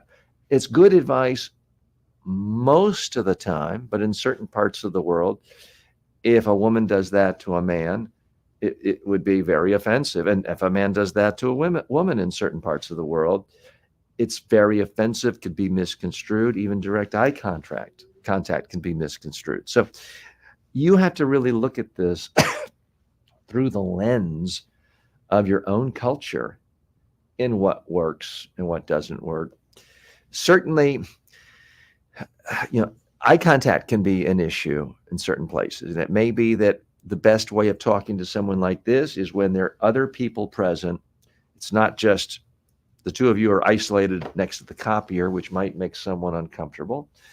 If there's other people in the room and you're having a general discussion and you've already asked Sanjay how he deals with this, and you've asked Jose, and now you're asking Priyanka, it's not going to seem weird or unnatural like you're giving her excessive attention. Might be one way of doing it. If it just seems like it's integrated naturally as a part of a conversation, is typically a way that this would work well. Does that make sense, or is that helpful at all? Yeah, it's a great advice, and I'd love to use it on my own. Okay. And Well, give it a try. Let us know how it works. And as you said, I think I can give it a little texture around something related around my culture and my society. yeah, again, I don't. What city do you live in? Where are you based? So I live in Ahmedabad, Gujarat right Okay. now. I've done trainings in, I just forgot the name of the city, the southern city where the big high tech center. I've done training for Infosys. Maybe it's the Bangalore. Bangalore. So I've been to Bangalore, and the culture is a little different. I mean, I was staying at the Infosys campus, and no alcohol was allowed, which is fine. I can go a week without having a glass of wine. Although all things being considered, I do enjoy a glass of wine. But culture is a little bit different in different places, and I won't purport to tell you exactly what to do in your culture since I've been in that region once in 15 years. That doesn't make me an expert, obviously. A few generic rules I do think in the workplace when it comes to dealing with the opposite sex and even the same sex is workplace standards have changed and evolved over time. It's much more dangerous to give any sort of compliment about appearance, clothing, because that can be misconstrued. The more you talk about ideas, certainly if you compliment someone's presentation, that usually goes very well. But it can be trouble, and you may be totally innocuous and say, "Wow, those are fantastic shoes, or a great purse, or a fantastic dress," thinking you're just being friendly, and it could be wildly misconstrued. So I would caution you about that. Standards really vary from place to place. I know before COVID, certain parts of the world, whether I'm in Vienna or in Geneva, the standard in business is kissing on the left cheek, the right cheek, and the left cheek. It's 3 kisses. Other places, it's 2. Some, it's 1. And most places, men and women are not kissing each other in business situations, but there, that was the norm. Other places, it's a handshake. When I'm in the Middle East and I meet a woman, I don't shake their hand unless they put their hand out first. So you've got to be aware of all these cultural nuances, because you can go into something with absolutely pure intentions, but if the other person interprets it negatively, it's still a problem for you. Hey, Sanders, thanks so much for stopping by. Really appreciate your time. Please, if you could do me a favor, tell some friends about the channel, ask them to stop by. And what will really help, frankly, a lot, is if you could go to my YouTube channel and add comments to my short form videos and long form videos. I love the fact that you're coming to the lives, but most people actually hear about me and learn from me by watching a recorded on demand short video or long video. And if you could watch a few of those, hit a like button, and leave a comment or a question there, it really kind of stimulates the algorithm and makes it easier for YouTube to know, oh, we should put this video in front of other people. We should put this on the recommended list. We should put this in someone's queue. That would be very helpful. Would you be willing to do that? So TJ, Yes. I right now I am very busy, Uh, and the only YouTube channel I watch to is yours. uh-huh. That I love too much. It every day. Hmm. Maybe not 3 hours fully, but I watch it every day, Oh, 1.5 hours fantastic. Thanks. definitely. Thanks. And but instead of that, I love to, maybe I don't comment because I feel little anxious, uh, being being a person who questions. But I'll definitely watch your all videos, and I am Okay. watching your all videos. Okay, great. And just I'm put, if learning nothing from else, that very much, like them, and if you can share any of and them I to like, social media, even better. and I'll make sure every time I watch your video and I like it. Great. Well, thanks so much. I do very much appreciate that. Sandesh, thanks so much. Let's stay in touch and hope to see you here tomorrow. Take care. Okay, thank you. Yeah. Okay, so I want to hop in and sort of play catch up on some of these videos. I know I did not do a long form video yet on what techniques can I use to ensure that my verbal and nonverbal cues are congruent during important presentations. So if you post it, I'm going to try to do this as a long form, which means typically at least 8 minutes. Could go 8, 9, 10, 11, 12 minutes. So if you post a question, please realize I will come back to you. I'm not ignoring you, but I got to do this sort of in one flow or I'll forget where I am. So that's what I'm going to focus on right now is the long, because I did a short one on that earlier.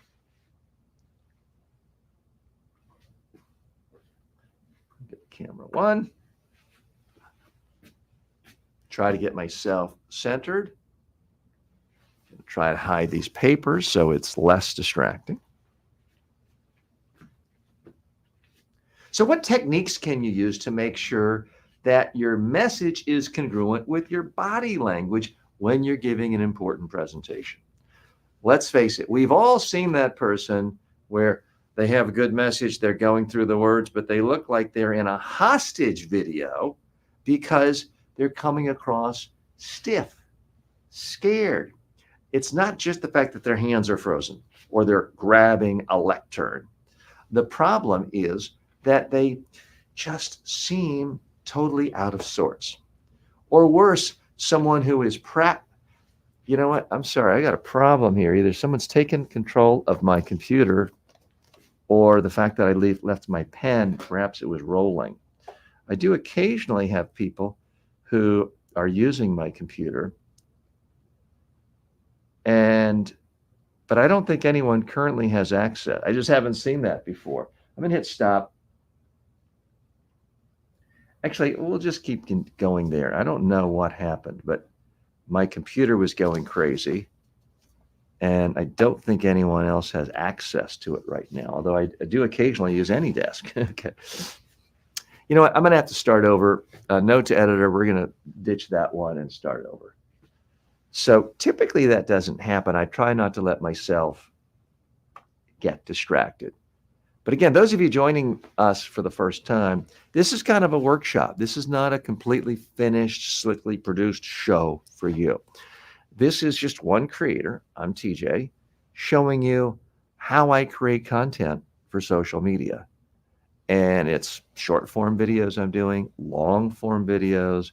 And then we do this as a live show for typically 3 hours a day where I'm taking you behind the scenes, showing warts and all, showing the screw ups, the mistakes, the slips, how we try to redo it before it goes through the editing process. Because everyone else, as far as I can tell, they're showing you the final product. And that can be a little intimidating if all you see are people looking and sounding great and everything is perfect and everyone on YouTube seems so perfectly articulate and smooth and professional all the time. For a lot of folks, that makes them say, I can't do that. All I can do is watch. Well, no, I'm here to tell you, you can do it too. So I'm hoping by showing you my mistakes, my screw ups, it makes you feel like, oh, I don't have to be perfect. TJ messes up all the time and he's really old and has done this for 40 years. If he doesn't have it right the first time, it's going to be perfectly okay for me to make mistakes too. So let's start that again. I'm guessing, just so you know what I'm thinking, I do give different colleagues of mine access to my computer for projects we're working on through any desk. So I saw my cursor moving and different pages popping up. And I didn't give anyone access to my computer today. So I wondered if I'd been taken over by a virus or something. I think what happened is I had a pen on the cursor and I had a piece of paper, and somehow it was causing it to roll. That's my theory, because I'm not seeing anything strange or weird happening now. Okay. So now the topic again is, how can I ensure that my verbal and nonverbal cues are congruent during important presentations and speeches? Let's hop into that again. I'm going to go to camera 1 and hit record.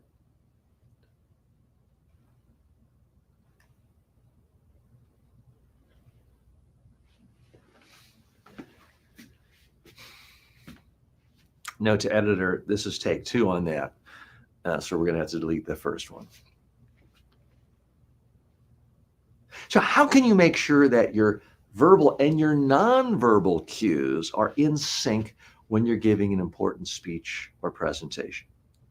Let's face it, we've all seen people standing and speaking and giving great information, great ideas, but they look like they are in a hostage video and they're reading and their hands are frozen. Horrible. They're not moving at all. They just seem scared, uncomfortable, nervous, and frankly, it's amateur hour. We've also seen people do things like this. Well, in my presentation today, I'm going to give you 3 very important points. And in that, and the hands are totally out of sync. They look ridiculous. They look weird. You don't want to do that. It is, in fact, important to have your message in sync with your body language, because your body is profoundly visual. Now, it's not true that 93% of communication is your body language and your voice. That is a myth. That is not true.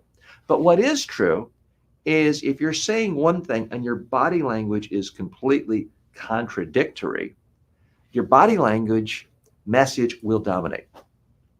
If I come out on stage and talk to a group and I start off with, I'm very happy to be here today.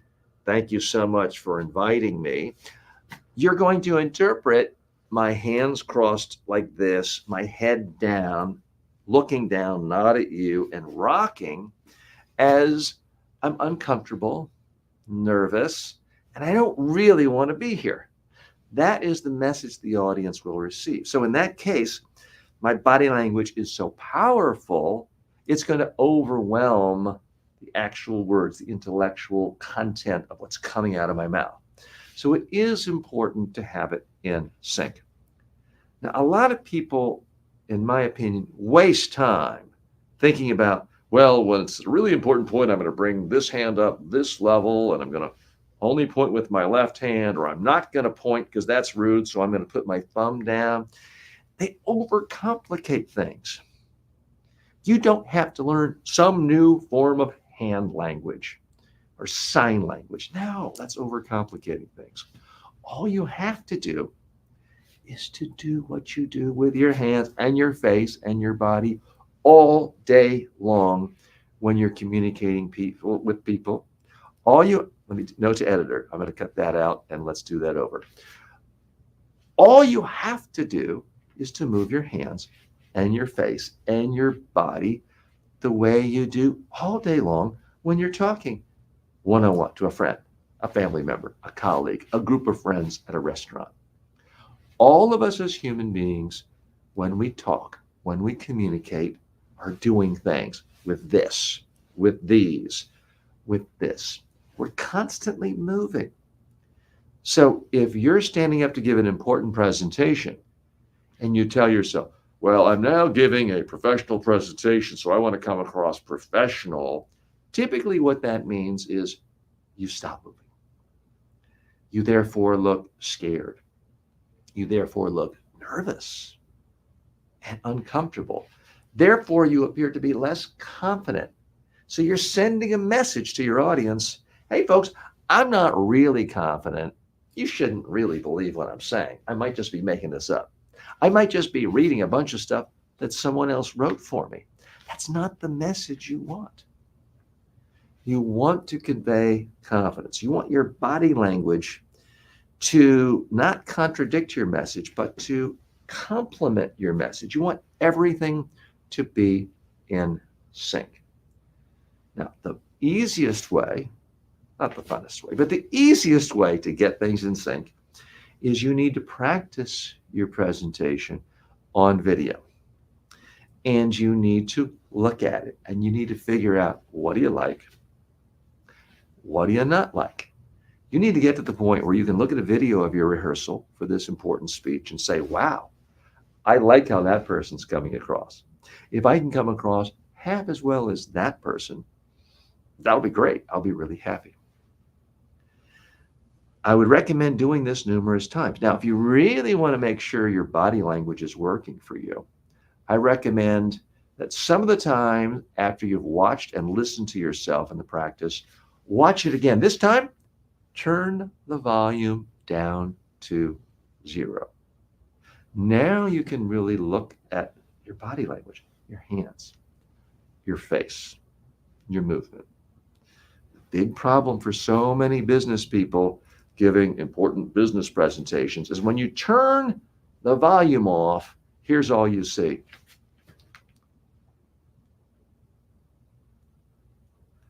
It's nothing moving but your lips. And because of that, it's boring. Nothing seems more important than anything else. And it becomes monotone. It's too consistent. And what happens to your audience? They fall asleep. You don't want that, because if that happens, no actual communication has taken place. So this is why it is essential that you get things in sync. You want movement. Now, am I suggesting you've got to be wild and crazy and running around like some talk show host running through the aisles to get to? No. You don't have to run around. You don't have to do anything crazy. You don't even have to move your feet, although in general, if it's a larger audience and you're on a stage, that is a good thing. But you do need movement, even if you're behind a lectern. And I'm not a big fan of getting behind lecterns, but sometimes you might have to. You can still move from the waist up. You can still lean in to make an important point. Your hands can still move. That's why you don't want to put your hands in your pocket. If I do this the whole time, it's not going to have the same impression on you. If I do this, this looks really weird and artificial and contrived. If I do this, I might just be cold, but it also looks like I'm bored or annoyed or unhappy. And maybe someone is interpreting it the wrong way, but the problem is they are interpreting it, whether they realize it or not. When people are talking and they're passionate about something and they're sincere and they're confident, typically their hands are moving. Think the last time you were at a noisy sports bar and you're with your friends and you're cheering for your favorite team and your team just scored a goal or a touchdown or some major score. How many people then say, wow, did you see that last play? They really scored well. No, that's not what people do. It's like, hey, did you see that? We did it. Hey, high five. There is movement. I'm not suggesting when you're in the middle of giving an important financial data speech, you have to be high-fiving. No, please don't misconstrue me. But I do want your hands free. I do want them moving. The second your hands freeze, guess what else freezes? Your body. You're no longer moving your body. Your head is likely to freeze. Your eyebrows are likely to freeze. So nothing is moving but your mouth. And that is the kiss of death as far as keeping people awake, keeping people excited. You're not giving them any information on what is really important. You're not giving them a sense of what is significant. In order to do that, you have to use all of your powers of communication. And that is verbal, but it's also nonverbal. And that is how you get everything in sync. Okay. I forgot to look at the time there. So I don't know if I went quite long enough on that. But I do feel good about that. I do genuinely feel like that was good information and useful to people. Let's go to another question. TJ, how important is visualization in video presentation and practice, if at all? Okay, so if you're practicing on, let me step back a minute and make sure I'm understanding you. When people say visualize, I want to be winning the marathon. So I'm going to visualize myself running faster than anyone else and crossing the finish line. That's certainly true and good advice for athletes and almost any goal. To me, what's fascinating about public speaking is you don't have to close your eyes and visualize yourself giving a great, interesting speech that's people are listening to and a standing ovation. You can actually practice the speech on video because that's the ultimate in visualization, if you can actually see it.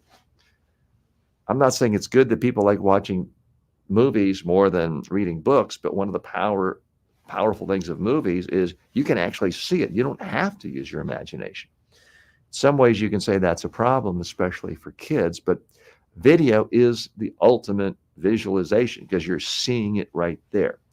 So in my mind, that is the ultimate power of visualization when it comes to speaking and presenting. You should visualize it by looking at the screen, whether it's your computer, whether it is your cell phone. I do not recommend sitting around meditating, and I'm a big fan of meditation. I do it every day. But in terms of preparing for your speech, I do not recommend visualizing yourself giving a great speech. Why not just give a great speech and practice, record it, look at it, and think, wow, that guy's great. That woman's fantastic. Am I on the right track, Cora, or have I misunderstood a part of it?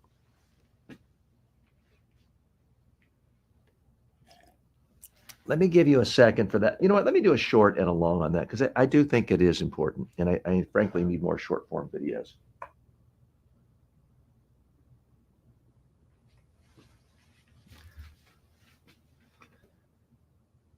What's the best way to use visualization to prepare for a major speech or presentation? Well, it's not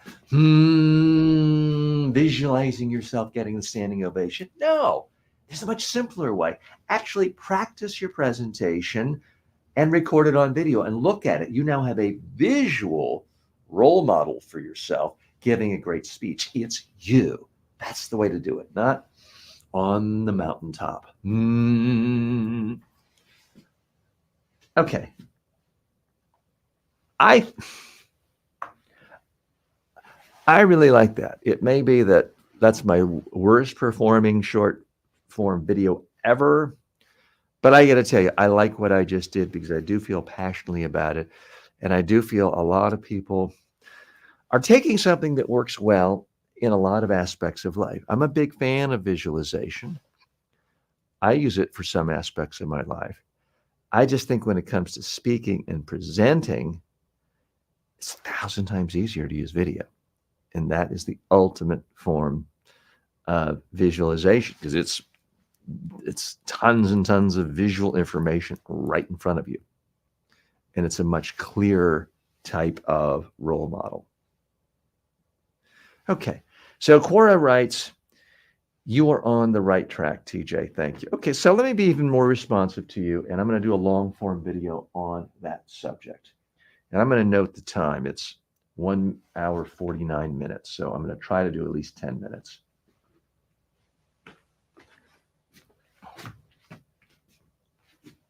And I see you've done a comment, but I can't see it from here. So I'm going to, actually, I got to move my mat. My mat is a little too far away. I have these mats for standing that absorb a lot of shock. So we're now at 1 hour, 49 minute, 35 seconds. What's the, I do recommend if you feel like you made a mistake at the beginning, just stop and start over. So note to editor, don't use that. What's the best way to use the power of visualization to prepare for a major speech or presentation? Is it to go to a quiet room, cross your legs, get some candles, and visualize yourself being a spellbinding orator, visualizing the standing ovation? Well, guess what? Visualization is a great tool for a lot of things, athletics, other accomplishments, but there's a much easier way when it comes to presentations and speeches. So, no, I actually do not advocate you sit around visualizing yourself giving a great presentation, because there's an easier way. There's a simple trick, and that is practice your presentation on video, record it, look at it, figure out, is this my ideal? If you can visualize in your brain what's great, look at it, and then think, is this great? Would I really want to listen to this person? Would I want to watch this? Is this person speaking here compelling? If it is, great. If not, do another practice, make a tweak. If you found your presentation boring and tedious and just kind of an uninteresting data dump, guess what? Now you know how everyone in your audience would feel. So the solution isn't to just ignore, oh, I don't want to look at myself. Let me visualize myself being great and interesting. No, I can visualize myself having the perfect body walking through Times Square in nothing but a bathing suit and everyone saying wonderful. But if I do walk through Times Square with nothing but a bathing suit, my visualization isn't going to help. People are going to be maybe pointing and laughing, saying, look at this guy. You need to actually make the thing great. So when it relates, sorry about that horrible visual. When it comes to your speech or presentation, you need to practice on video. Keep doing it again and again and again until you like what you see. So now you have a visual role model. It requires zero creativity. It requires zero aspects of your visualization abilities. It doesn't require candles. It doesn't require a dark room. You don't have to have a mat and sit cross-legged, do any ums or uhs or mantras. You can just look at the video of yourself. Now you have a strong visual role model, and it's you. If you keep practicing on video until you love your speech, your presentation, and you honestly, sincerely think, wow, if I speak like that, I'm going to do a great job because I look my best, sound my best, I'm coming across the way I want, my ideas are really clear, my ideas are really memorable, my stories are great, I'm going to be the best presenter at this conference or at this meeting. You're going to be so filled with confidence. It's infinitely more powerful than the strongest visualization tool you could ever use when it's just in your own mind. You've actually seen it in a way that is completely concrete and tangible. It's got crystal clarity to it because you've seen yourself on video. That is the most important way and most effective way to use visualization to help you prepare for your next big speech or presentation. And I realize intellectually you may be thinking, oh, that's a great idea, wonderful idea. But emotionally you're thinking, I don't want to look at myself on camera. That's no fun. I don't like my hairline or my jawline or my waistline. And I don't like my voice. Okay, but why delude ourselves? That's what everyone else is seeing. And here's a little secret. When you're talking to people in the business world, the professional world, nobody really cares what we look like. Your audience is so happy if you can just give some idea to them that's interesting and memorable and useful. They'll love you for it because most business speakers are boring. And if you can just make an idea come alive to them that's useful and helpful to them, they will love you. Okay. So that one, I believe, was a little bit short, but we can still use it. That's not particularly a problem. Okay, Cora, and I'm going to check. I don't want to do duplicates. So I'm going to put a check that I, in fact, I did the one on the body language, and that was the one for the visualization. We did that. Okay. And some private chats. By the way, you can chat with me privately, and if I get the sense that you don't want me to share it. Tick is just putting a bunch of emojis, and I can't tell what they mean, but I see that Tick is in the green room. I've just added him to the stage. Tick, did you have anything you wanted to add today? Let me give you a moment to turn on everything and see what you want. I also see that Cora says, should we study other interviews and presentations from others? Well, I've got a lot to say about that. So that is a fantastic question. But first, Tick has joined us. How are you today? I'm fine. Tell us what's on your mind and what you're working on right now. Yes, I'm every day. I'm recording my videos and practicing in Great. the videos, and I'm seeing a bit of improvement. But I have a question. Like many people join different institutions for their public speaking and practice, Mm-hmm. and they do have a lot of different type of context, like impromptu speaking, group discussions, debates, and different types of venues so that they can improve their speaking skills. And I also heard about Toastmasters. So, how can I develop those kind of environment without joining and practice myself? Because there are no such institutions in my area, and I don't have the affordability that I can afford. Mm-hmm. So how can I uh, maximize and make use of the resources so that I can maximum improve without joining any Toastmaster or events like Sure. that? Well, I think by doing exactly what you're doing right now, you found a way of joining this community. There's no charge for this, and you're taking opportunities to speak out. That's great. That's wonderful. My biggest suggestion to you, and I think I may have mentioned it earlier this week, is start your own YouTube channel or TikTok channel if it's available in your country, or a channel on LinkedIn, and talk about something that you have a passion for and interest in. You might not have any academic credentials to talk about the subject, but talk about something and try to do it in a way that would be useful to someone else. It could be a 20-second short form video once a day. It could be a once a week 8-minute video. Speak on it and post it to the world. You will learn a lot from that. I guarantee you, if you do that, if you post one long video a week for a year, if you post one short video 3 times a week for a year, you will be an infinitely more confident public speaker. And it will cost you nothing but a little time. You don't have to pay membership dues to Toastmasters, although in most places it's a very, very low cost to that. You don't have to drive across town to some professional organization or the Chamber of Commerce or Rotary or pay dues. You don't have to join Business Networking International as another group.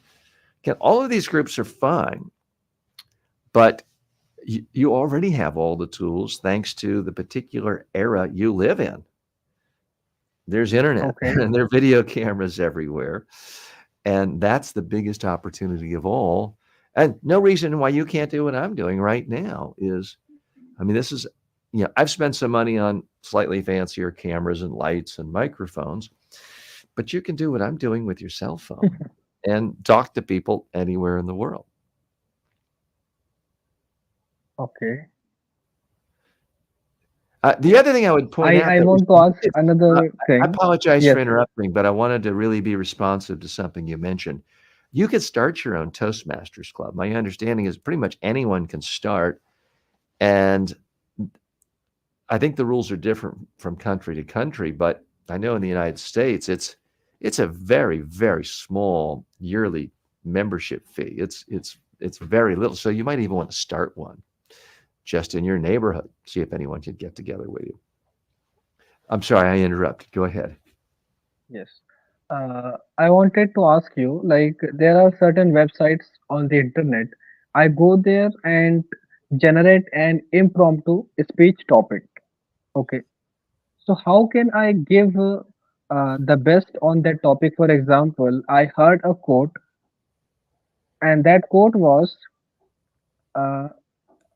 uh, that was certain quote, like the impromptu speech generator generates certain topics, quotes, or questions. So how can I practice impromptu maximum so that I can focus on my everything like body language, tone, and everything else?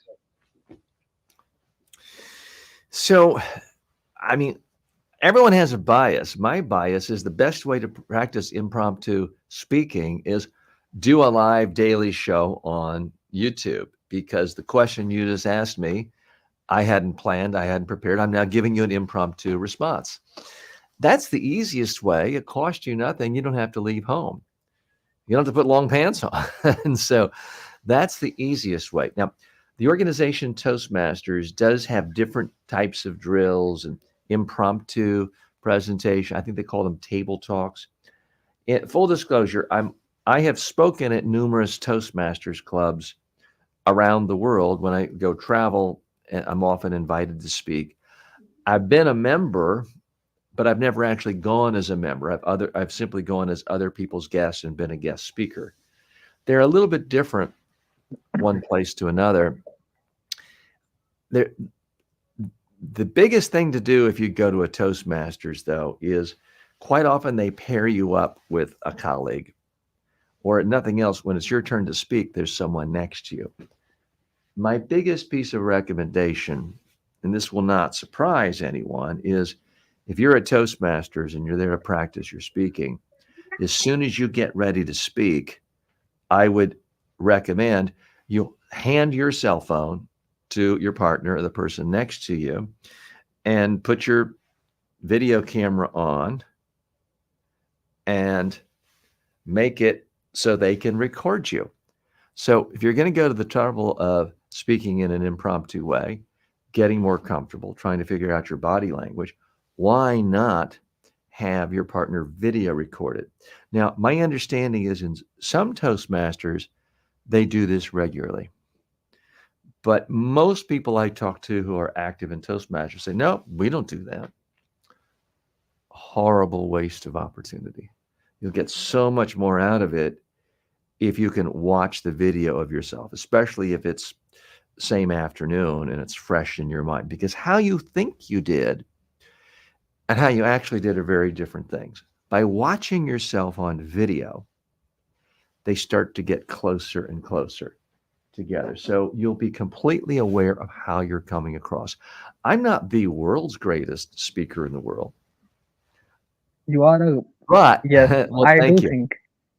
But I can tell you how I'm speaking now, how I feel like I'm coming across right now is exactly the same as my perception of how I'm coming across when I watch a video of myself. Doesn't mean everyone's going to love me, but I know exactly how I'm coming because I've watched myself on video so much. So it's in sync. The problem most people have is when they are speaking, they either think they are a lot better than they are in real life and how the audience is perceiving them, or they think they're a lot worse than how they're doing in real life. So that's bringing them down and depressing them. What you want is an accurate assessment. You want to think, this is exactly how I'm coming across with my volume, energy, body language, and confidence. And when you look at it on video, it's in complete alignment. That's what you want, because at that moment, it becomes very difficult to be nervous, uncomfortable about anything.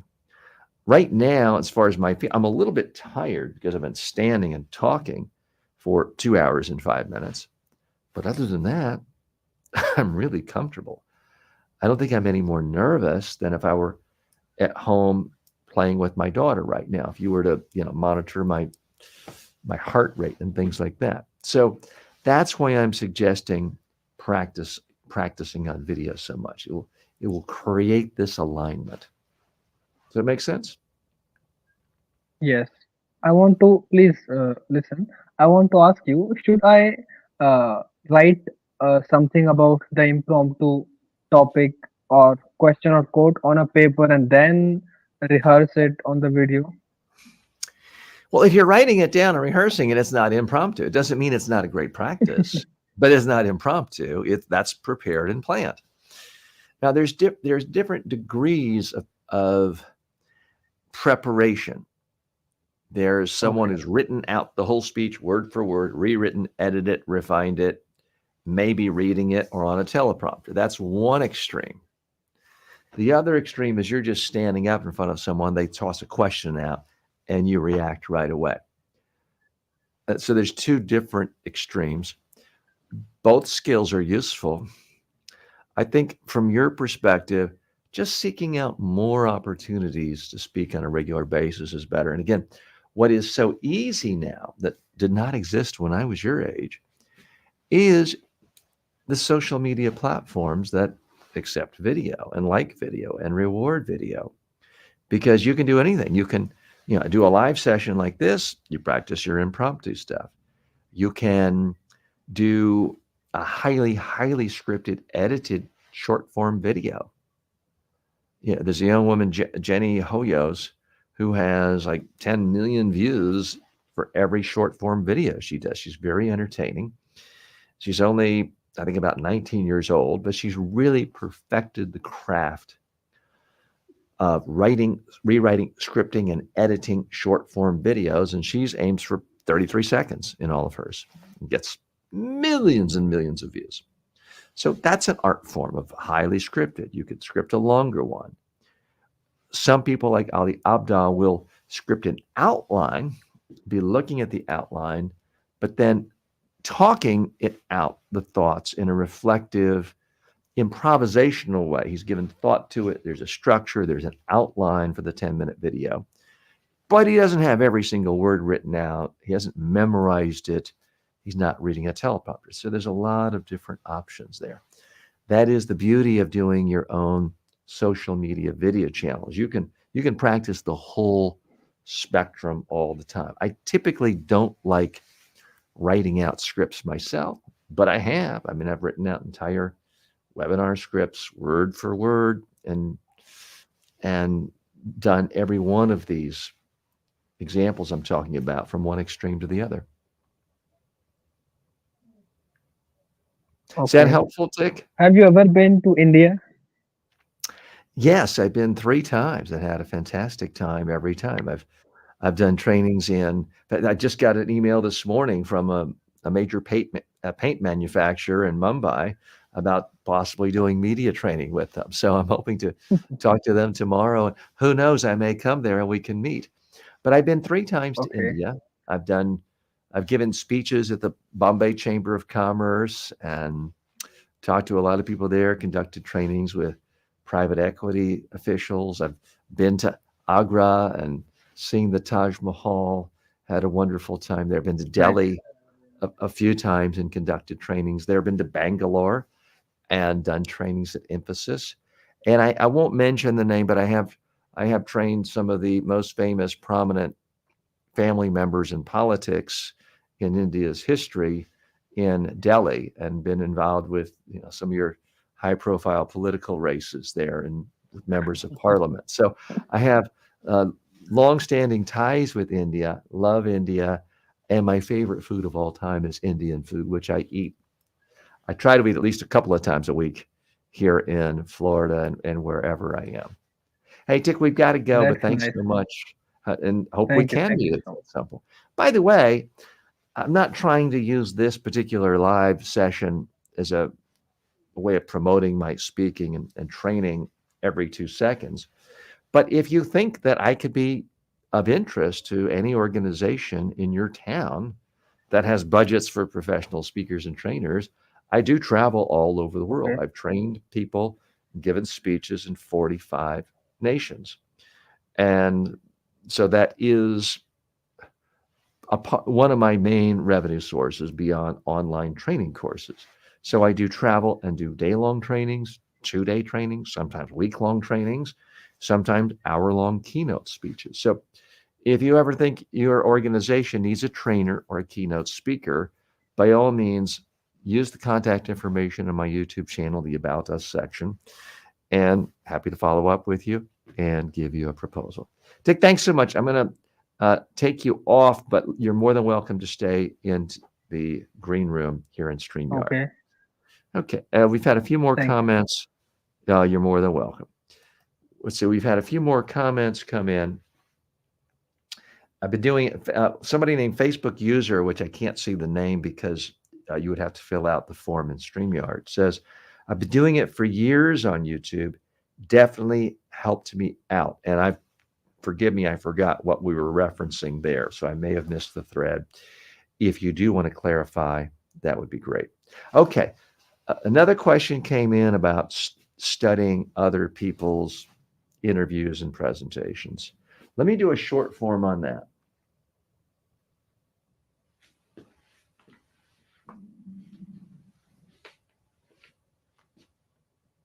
If you want to be a great speaker, should you watch other great speakers and learn from other leaders' interviews? Absolutely. Great musicians learn by listening to their favorite musicians. Great novelists learn by reading lots and lots of novels. If you want to be a great speaker, you need to watch a lot of TED Talks. You need to watch a lot of media interviews. You need to study the greats, not to mimic them, but to learn from them and get motivation. Okay. So note to editor, I did make a mistake there. Please don't leave that in. All right. So what did I do there? I did make a mistake. I tried not to. I would say over the course of a month, I think I'm able to go all the way through a short form and typically a long form in one take so that there's almost no editing needed to correct my mistakes. There's other editing to add: video, B-roll, graphics, music. I try to make it simple for my editors. It's also just easier for my train of thought. But I did stumble on a word there, and so redid that. I just stopped, backed up to the beginning of the sentence, and kept going. Okay, so I want to do a long form one on that as well. Okay. Again, the question is, should we study other interviews and presentations from others? This one, I'm not sure I can quite make to 8 minutes, which is okay, but that is the standard that really helps you the most with YouTube algorithms, watch time, availability for ads. So that's why I'm attempting to do that. We'll go ahead. We're going to go to camera one. I'm going to hit record.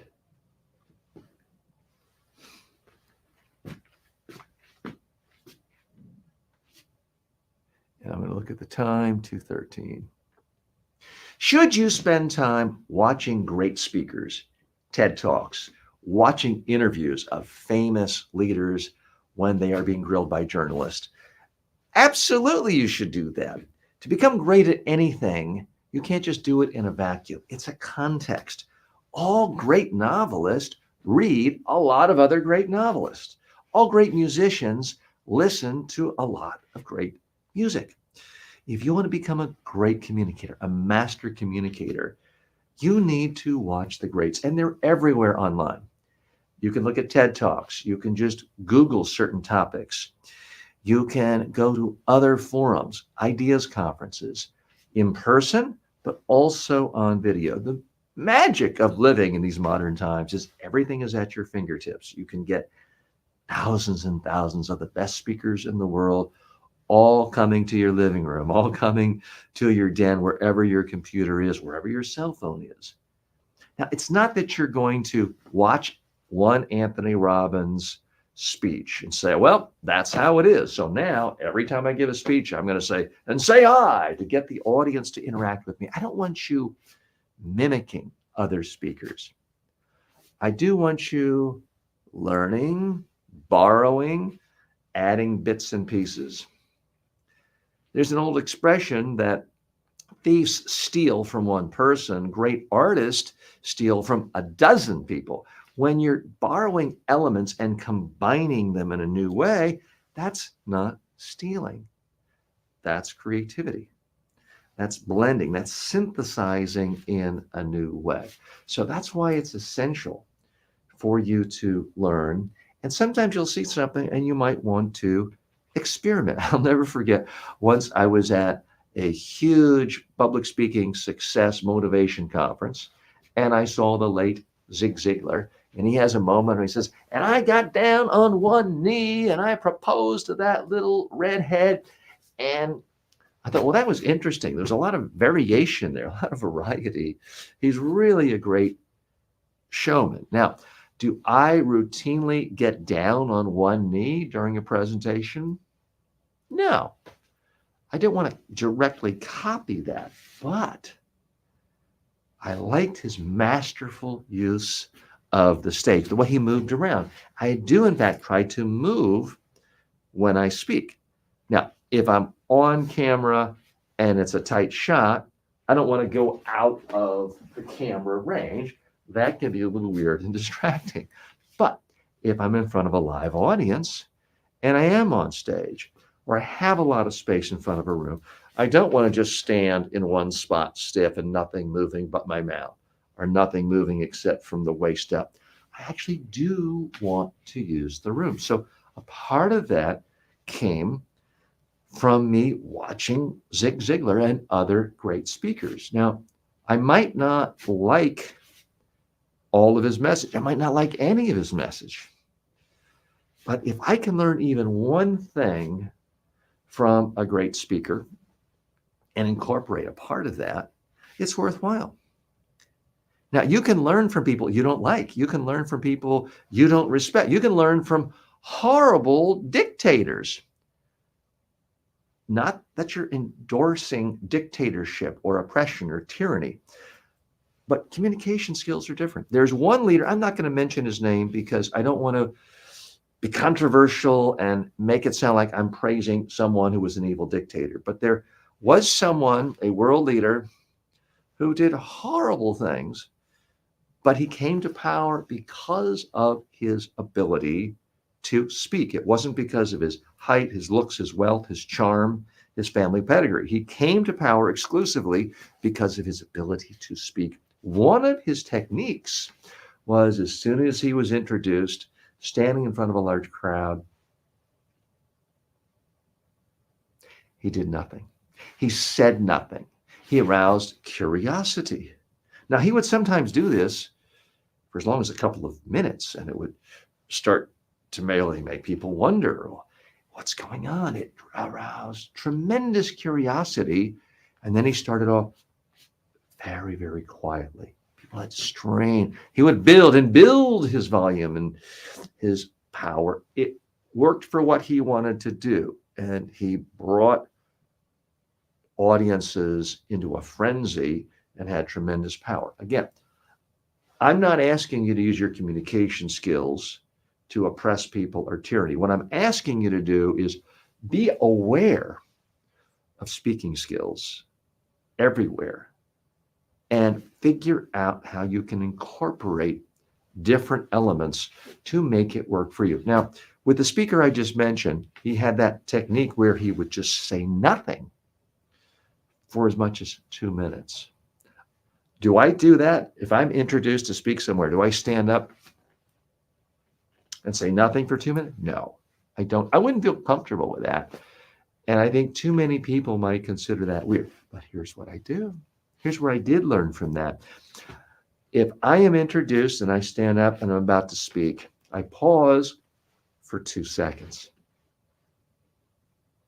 Why is that important? Because most people are afraid to do it. They're introduced. And next up, ladies and gentlemen, we have TJ Walker. Thank you very much. I'm so happy to be here today. There's zero gap between the time they're introduced or the time they stand up till they start talking. By saying nothing for just 2 seconds, looking at people, a little smile on your face, you can project a total calm and a confidence that stands out.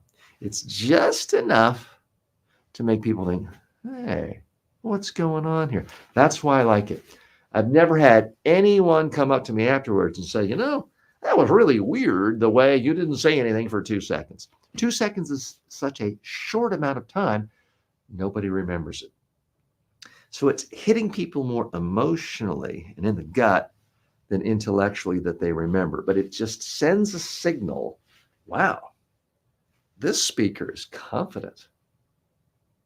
This speaker is relaxed. That is the message I want to send to people. So that's just an example. If you routinely look at great speakers, some of it rubs off on you as long as you speak too. Now, if you just watch great speakers and you never speak, you're not going to get any better. I can watch stand-up comedians all day long, every day for years. If I never do stand-up comedy and I never practice jokes, I'm not going to get any funnier. Same thing with speaking. But if you watch the greats and then you experiment, you try it on your own, some of it will work. Some of it may feel a little phony, contrived. You don't do it, but the stuff that works, you do more of it. That's how you get good at anything. So yes, I absolutely think if you're serious about being a great communicator, you need to spend some time on a regular basis. I'm not suggesting 3 hours a day of watching TEDx talks from 9 p.m. to midnight every night, but you need to spend some time on a regular basis looking at great communicators speak, and analyzing it and asking yourself, what do I like here? Is there 1% of what they're doing that I can do over here when I'm speaking? What are they doing that I don't like? So I make sure I don't do that in my next presentation. Do that consistently, and you will get better and better and better as a communicator.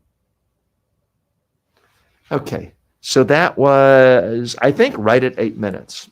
So I actually do like the timing of that one, and I hope that that worked. Okay, if you have any questions, feel free to post them. Again, if you're joining me for the first time today, this is a little bit different. This is obviously not Mr. Beast style production where we're trying to get the entire world to watch this and have billions of views. I'm bringing you into my workshop. This is my set where I make YouTube shorts, YouTube long videos.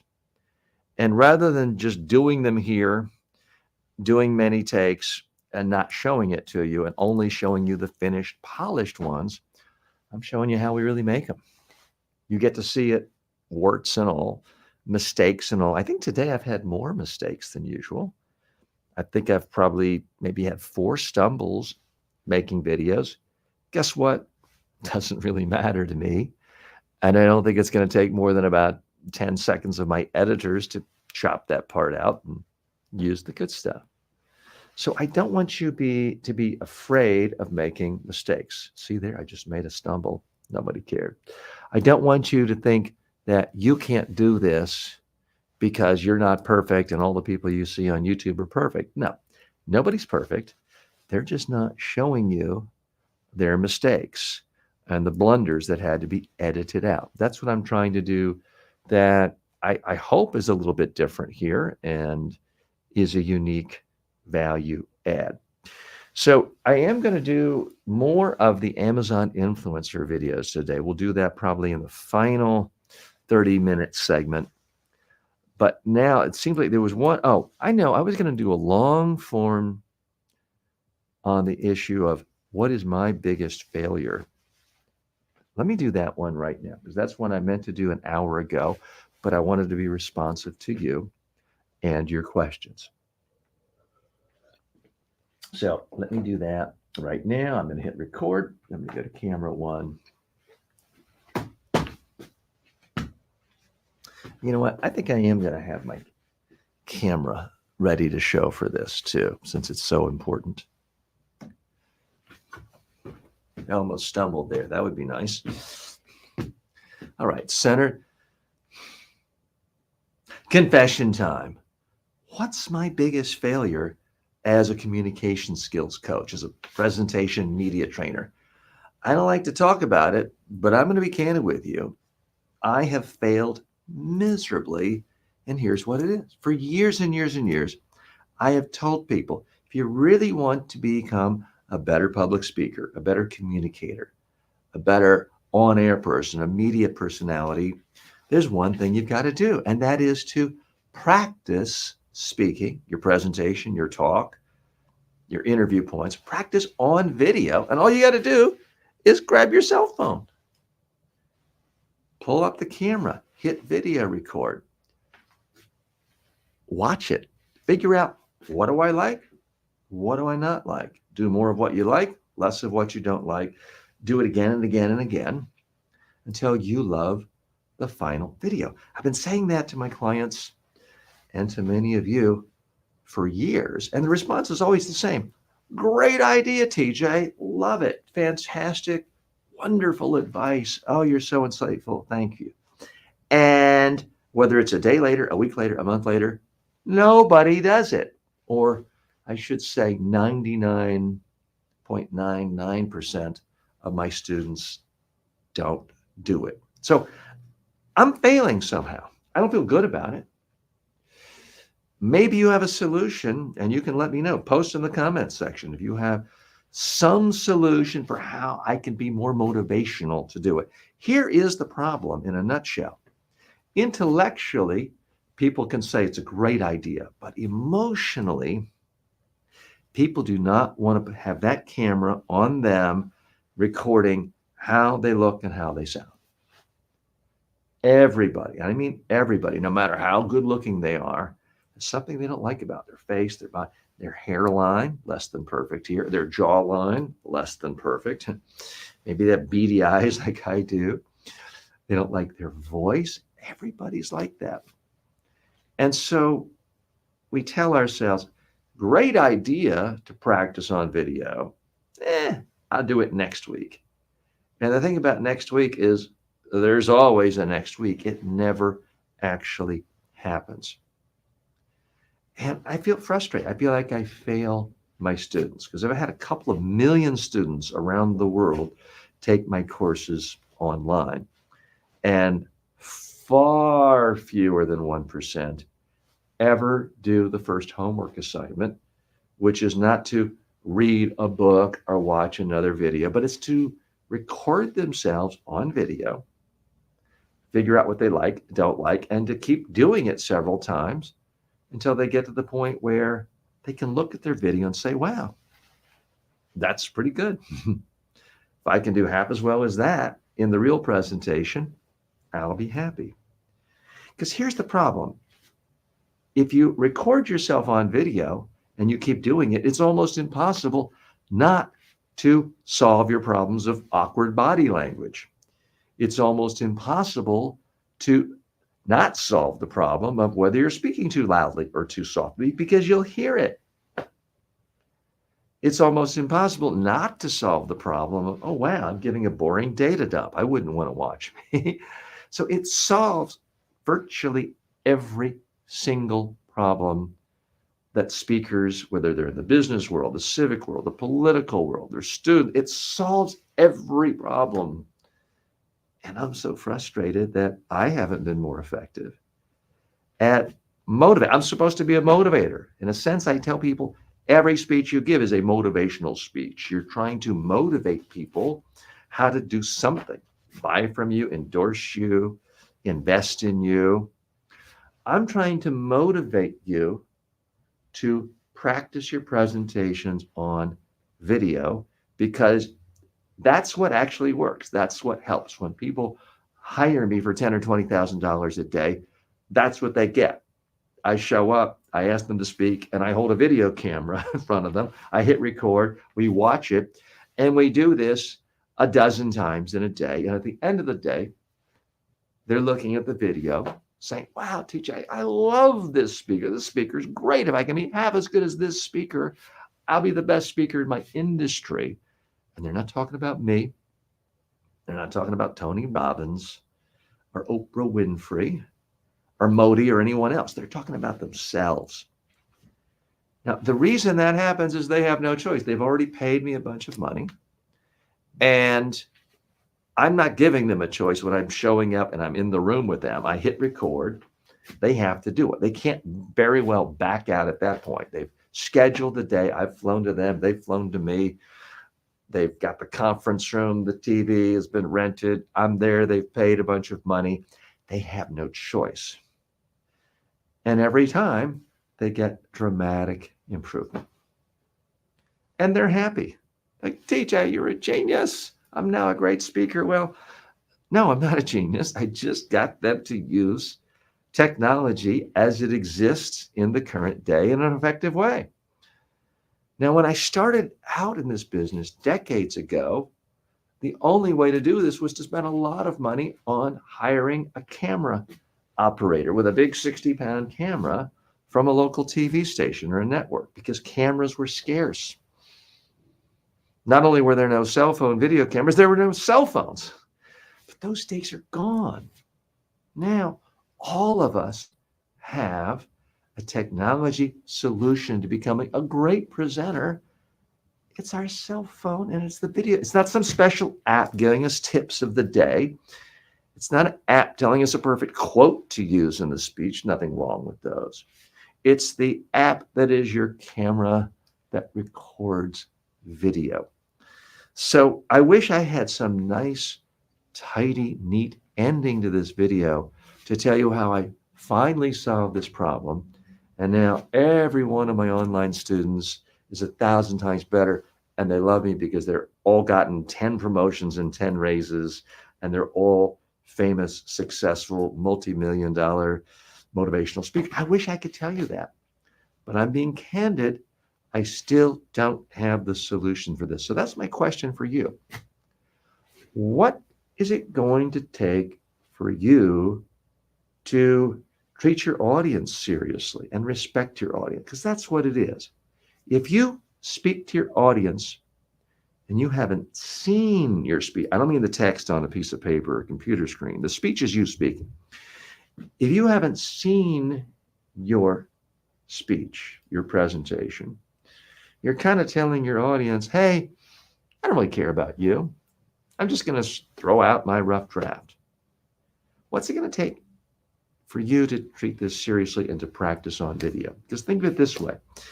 Let's say you have a job opening in your organization, and I dictate a cover letter and a resume, and I send it to you. You can tell that I have a lot of relevant experience, but I just dictated it once. I didn't spell check it, edit it, or review it. Spelling's awful. It's missing words because that's what dictation does. There's extra commas that don't make any sense. There's no paragraph breaks. And I just sent it to you. I didn't want to take the time to read and proofread my memo to you, my email. So I just sent it as is. Are you going to be impressed with me? Are you going to hire me? I don't think so. You're going to say, look at this clown. He didn't even take a couple of seconds to edit and review the email message and the resume and the cover letter. That's what I want you to think about the next time you give a speech where you didn't rehearse on video. Rehearsing on video is the equivalent of using spell check and grammar check and looking to see if the right word is there or if the wrong word got put in. So that's what I'm hoping you'll do. If you have any ideas on how I can motivate other people to practice speeches, presentations, job interviews on video, to actually do it and look at it repeatedly, please let me know. I would love to learn from you. Okay. I forgot that. I think that was long enough too. All right. So that's not your typical YouTube video. But sometimes the ones that are not typical, oh, my pocket squares out a little too much. Sometimes the ones that are not typical are the ones that do the best. Sometimes when you don't try to come across as I'm the all-knowing expert, and I guess that's a problem I have from time to time, when you show some vulnerability, it works better. So that one, I hope the editing team can look at, produce, and get it up in the next couple of weeks, or certainly in the next month. We'll see. That's the beauty of YouTube and social media, is everybody can have all kinds of theories of people like this and don't like this, and this is too long and this is too short. The numbers don't lie. At some point, it is a perfect laboratory testing experience. You can see what people like and don't like because you can look at the view count, and you can get a very accurate sense of what's working and what isn't working, which is what I like about YouTube and social media, but also what I don't like, because it can be frustrating and challenging and sometimes depressing when you think you've made a video and you think, wow, this is really great stuff. This is so important. This will really help people. It really is giving them an insight, a tip, a trick, a tool, a hack that they would not have heard otherwise. And if they do, it's going to really profoundly help them in a positive way. And you do all that, and the video gets 95% fewer views than your typical video. That can be frustrating. I know I feel it. But if you keep doing it regularly, you can reach millions. That's the big picture that I think is true today. Not everyone can be Mr. Beast. Not everyone can get billions of dollars online. But if you do create content regularly, over time, you can get millions of views. I mean, I've done that. And until 5.5 months ago, I was very, very inconsistent with how I created and posted content. Quora has posted, well, he says he like plus share plus subscribe. So I'm assuming you meant that you did that. So thank you so much, Quora. I really appreciate that. One thing I beg you to do is leave comments on other videos. This is a live video today. I'm not expecting this to go viral because it's not packaged and edited and slick music and all of that. So this is more for a select group of people who really want to go deep. And it's a way, I got to make my content anyway. So I figure I might as well share it with you. But Quora, where you can help me the most, frankly, is leaving comments on the edited short form videos and long form videos. And to take it up a notch, ask questions there, because then I can make more videos based on your questions. Now, I know tomorrow is a little bit different in that we have a half an hour that is reserved really just for my Udemy students. We'll be doing 2 live sessions tomorrow on YouTube and all the regular places, but it will be broken up because from about 9:45 to 10:30, I will be exclusively with my Udemy students. If you're interested in one of my courses, go to udemy.com, type in TJ Walker. You'll see me and a couple of hundred courses. You can check that out. You may also be interested in my online courses, more advanced ones that I have at mediatrainingworldwide.com. And the links to all of those things are in my About section on my YouTube page. And it's on some of the other social media platforms as well. So please check those out. So, I almost forgot. We want to do some Amazon influencer videos. So I am continuing to do an ongoing experiment where I am an Amazon influencer and I create content that is specific to Amazon as ads. So I'm going to go and put my microphone on. I've put the receiver in my phone. I'm now going to turn on, I can see a green light. So I'm going to put my microphone on. Sometimes I put it on the jacket. Sometimes I put it right on the tie.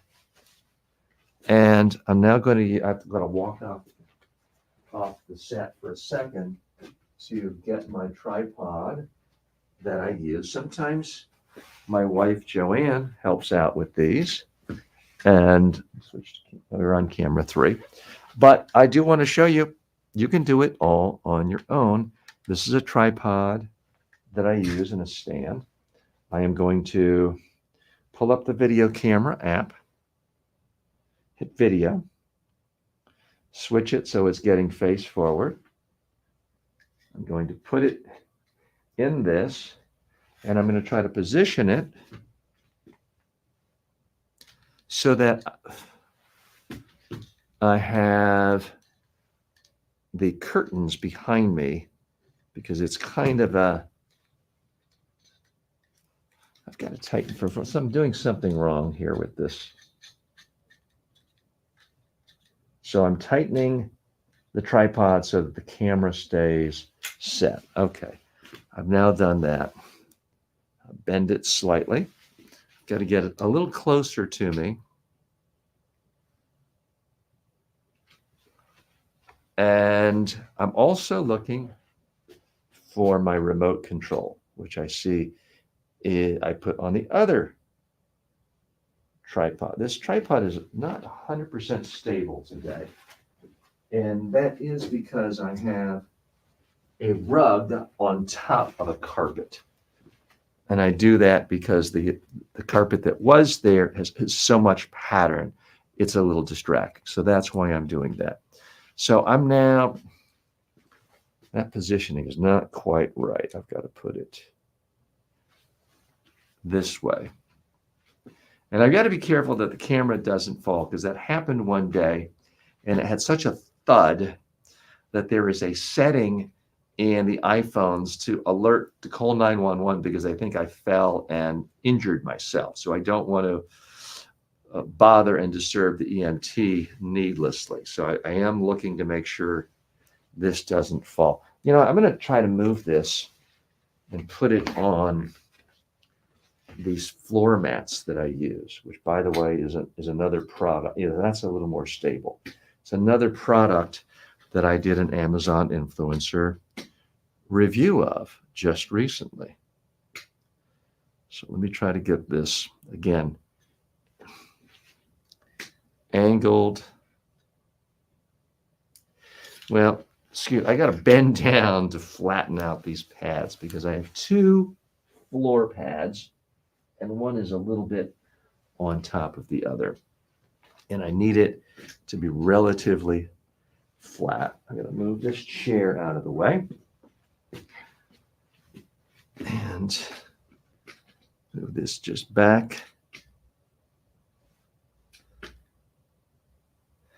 Wow, this is really not where I've got to go without the pads. Now, typically, we've not had this happen if you've been with me for the last few weeks. But that is one of the things about video production is little things can change, and what worked really well one day, all of a sudden just doesn't work. And that's both good news and bad news. It's good news in the sense that most people give up with video. It just becomes a little too difficult and tedious for so many people, they give up. Which means if you can get over the hump and get comfortable with it, you can do really well. So I realize I'm a bit out of frame for you, but I'm doing this to be in frame for this video camera. So let's look in my grab bag and see what I came up with today. I'm going off camera. I just brought a number of products home. Okay. This is again, all these products are ones I actually use, actually paid for with my own money. I like, and I have recommended to other people.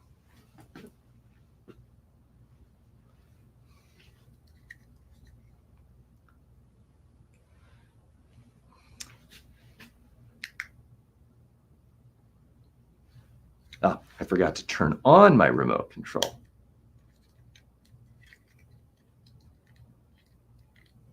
Or I forgot to turn it off yesterday. Okay, now I think we're ready to go.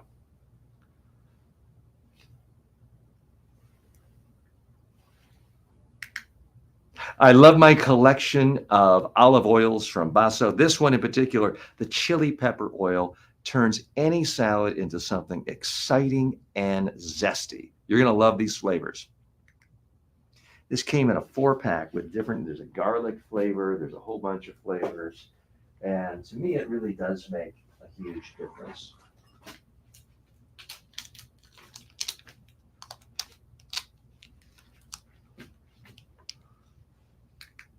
The cover of the RX bar says it all. It's got egg whites, almonds, cashews, dates, and no BS. I love the fact that it has no added sugar. This is fantastic when I'm out on the trail or really need a snack, and it's healthy. Now I realize I shouldn't have used that last word of healthy. So I'm going to hit delete on that because Amazon does not want someone like me making healthcare claims. Now, for some reason today, I don't know why, I guess it was all the bending over, picking up and down. I find myself sweating a little. Again, apologies for too much information, but I'm walking off camera now. I'm going to go to my makeup kit because I don't want to be shiny for these because that tends to look weird to people. And who wants to trust someone who is sweating? So I'm going to put powder on. You can see now I'm starting to get a shine. I don't want to look phony and extra made up, but I don't want the shine to come through. And in our remaining time, I don't want to like stop, put the air conditioner down more and do all that. So I'm going to try to just make myself less shiny by putting on Mosaic powder. Okay, now let's go back to the No BS bar.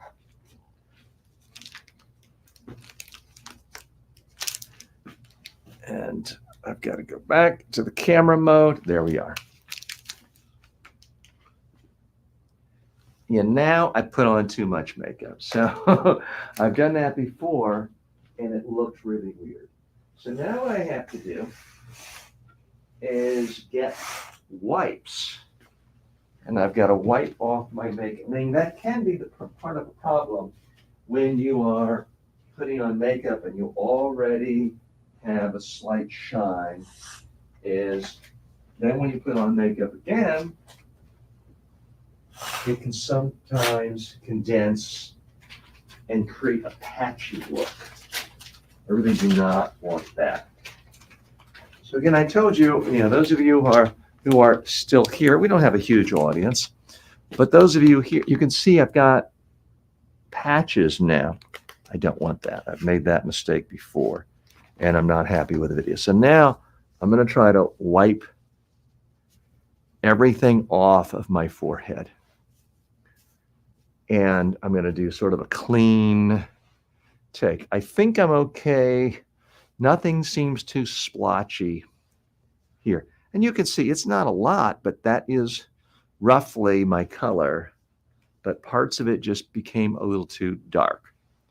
So now I have makeup here and here, but nothing up here. So now I'm going to try to put a very light powdering of the Mosaic powder. So the Mosaic powder, I'm not trying to give myself a tan or change anything or make myself look like Brad Pitt. I just want to reduce the shine. So I'm going to do this, swirl it around, do this so the heavy stuff comes off. And now I'm just going to very lightly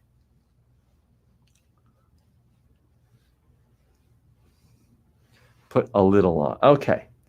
Now I think we're in the right spot. I don't see any big coloration distortion there. Okay.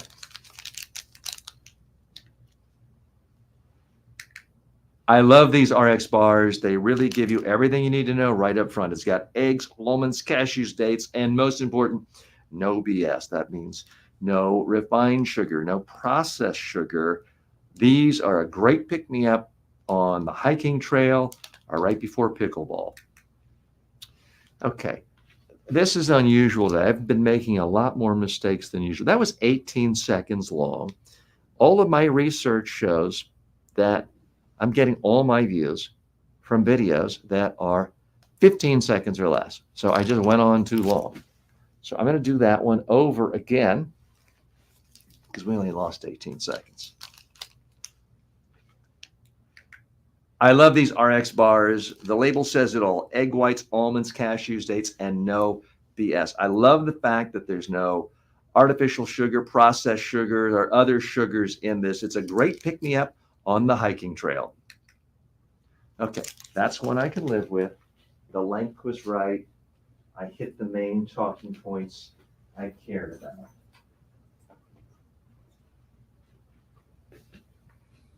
I really love this stuff. And we make sure it's got no sugar added.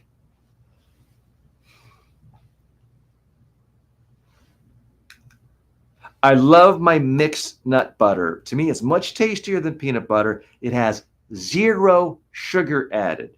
It simply has nuts. It's great on sandwiches, but it's also great as a simple snack.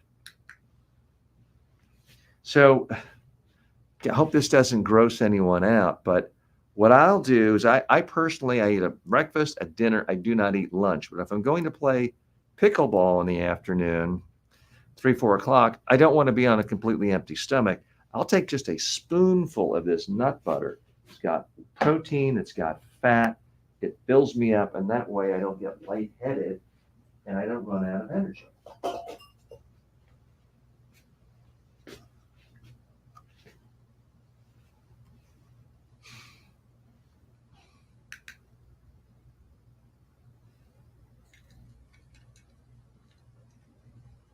Well, my remote did not work that time. Let's see if there's any other issue.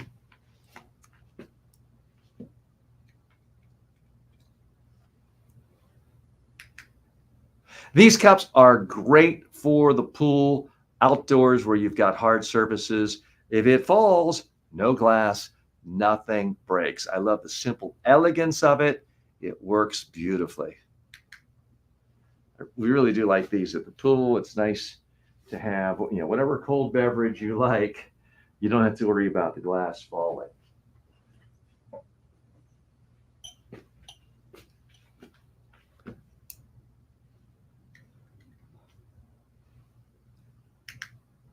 I love glasses like this, but I don't like to form long-term relations. But because, wow, I'm really off today, but I hope you realize that even on an off day, you don't lose much time. It doesn't cost anything.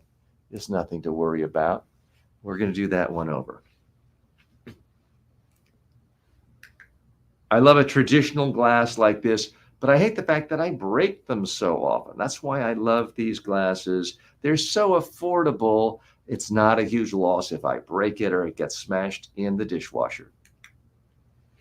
Because these are very inexpensive, and got to remember what camera I'm talking to. A lot of people really put a lot of emphasis on expensive wine glasses, but you break them. It's just, I don't want to do that with glasses I know I'm going to break.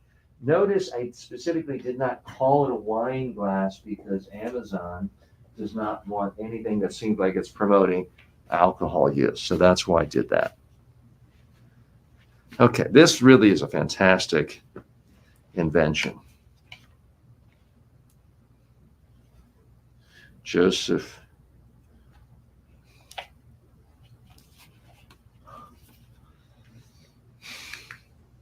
This Joseph invention is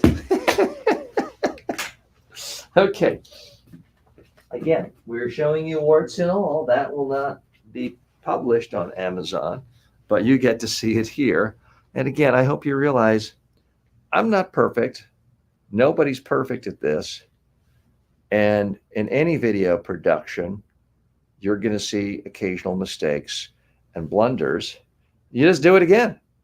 We're not going to edit that out. We just won't use that. Okay. So now I'm going to go to the camera app. There we are.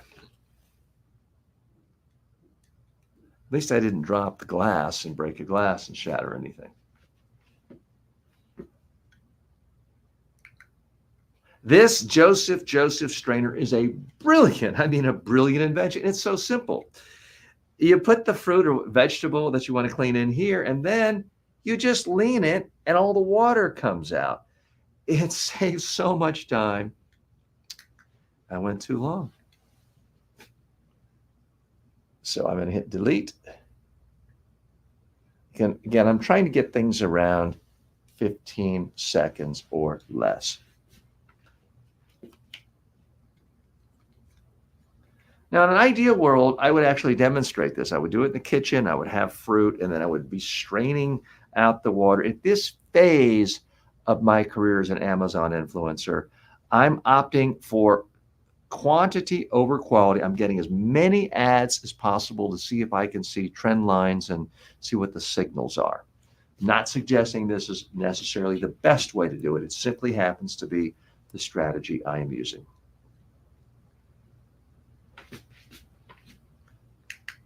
I love this Joseph strainer. It is a brilliant, simple device. I put my fruit or vegetables in here, put the water on, and then drain it. Everything stays there. It just makes everything faster and easier to use in the kitchen. That one will work. Okay. Now, typically, I've tried to do with this new format about 10 or so a day, but I didn't bring that many products from home, and I don't think I'm going to do any extra books today. So I hope that gave you a simple little taste. Again, I haven't been doing it on camera as much. First thing I'll do after I'm done is I take the receiver out. The next thing I try to do is turn off the microphone to preserve the battery. I mean, it is a rechargeable battery. And then what I didn't do yesterday, what I'll do now is I will turn off the remote control. I'm going to put it on the stand and then put the stand out of the way so it doesn't get in the way of camera one, which can be distracting. And then the process for uploading. I was taking the time of showing you each and every one. Haven't been doing it as much lately, but we have a moment. So let me do that. First thing I do is I'm going to go to Safari. I'm going to type in Amazon. I'm going to find my personal storefront. I hit create content. And I would show you this, but it's against Amazon's terms of service. But I do want to walk you through it to see. There's a whole bunch of little steps. After you've done it a handful of times, it's very quick. It really doesn't take long. I hit post video. I go to photo library. And now I'm going to tap the video I just did. I'm going to hit done. It is uploading and processing the video from my phone directly into Amazon. Once it does that, it's going to ask me to tag it.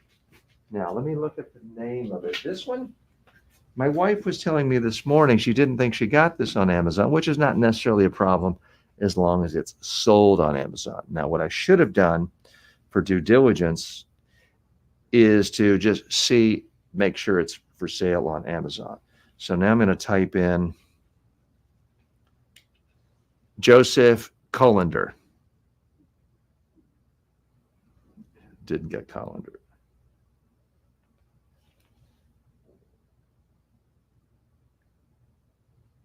I'm going to put strainer.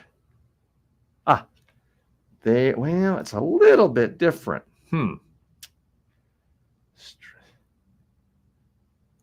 So I'm looking to, sometimes there's not a 100% match product, but the product is so similar. And I feel like the advice is good enough that I'll still put it. So this one is a little bit awkward because this is just a fantastic little product. I can't imagine. Here it is, I think. No, that's a different brand. Sometimes you put in a particular brand and it then gives you another one. I think this one is the closest one. So I'm going to tag product. This looks like it's it. So I've tagged it. I hit done. Title. This perfect strainer saves time.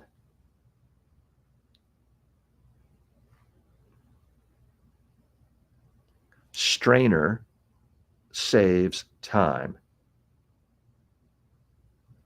For some reason, when I did that the first time, it skipped a word and it didn't compute it. I'm not quite sure why. So the one is done. Typically, I try to go through these much faster. I hit create content again.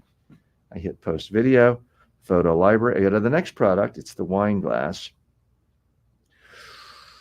Oh, no. So I got to figure out how I'm going to track that wine glass. That may be a little bit more difficult because I'm not sure I got it from there, but it's a very, very inexpensive wine glass. What I like about it is because it's so inexpensive, I don't care when they break, which wine glasses always seem to break. Inexpensive wine glass. So here's, it's a set of 8 glasses for $16. That's pretty cheap. And it looks like my glass. So I'm going to say that one.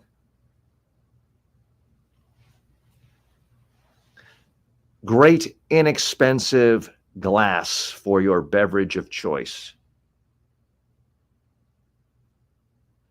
So I'm trying not to use the word wine. What I've noticed is when you do products, you do video reviews of anything that can be construed as a health-related product, they're much more likely to not let the video go on. We're out of our time today. We've been live for 3 hours. I want to thank you for joining me, and I see several of you are still with me. Thank you so much. I appreciate it. I'll be back here tomorrow live, most likely 9 a.m. Eastern time till noon, although tomorrow we have our students with Udemy, so there's going to be a break in there in the middle. Thanks so much. See you next time.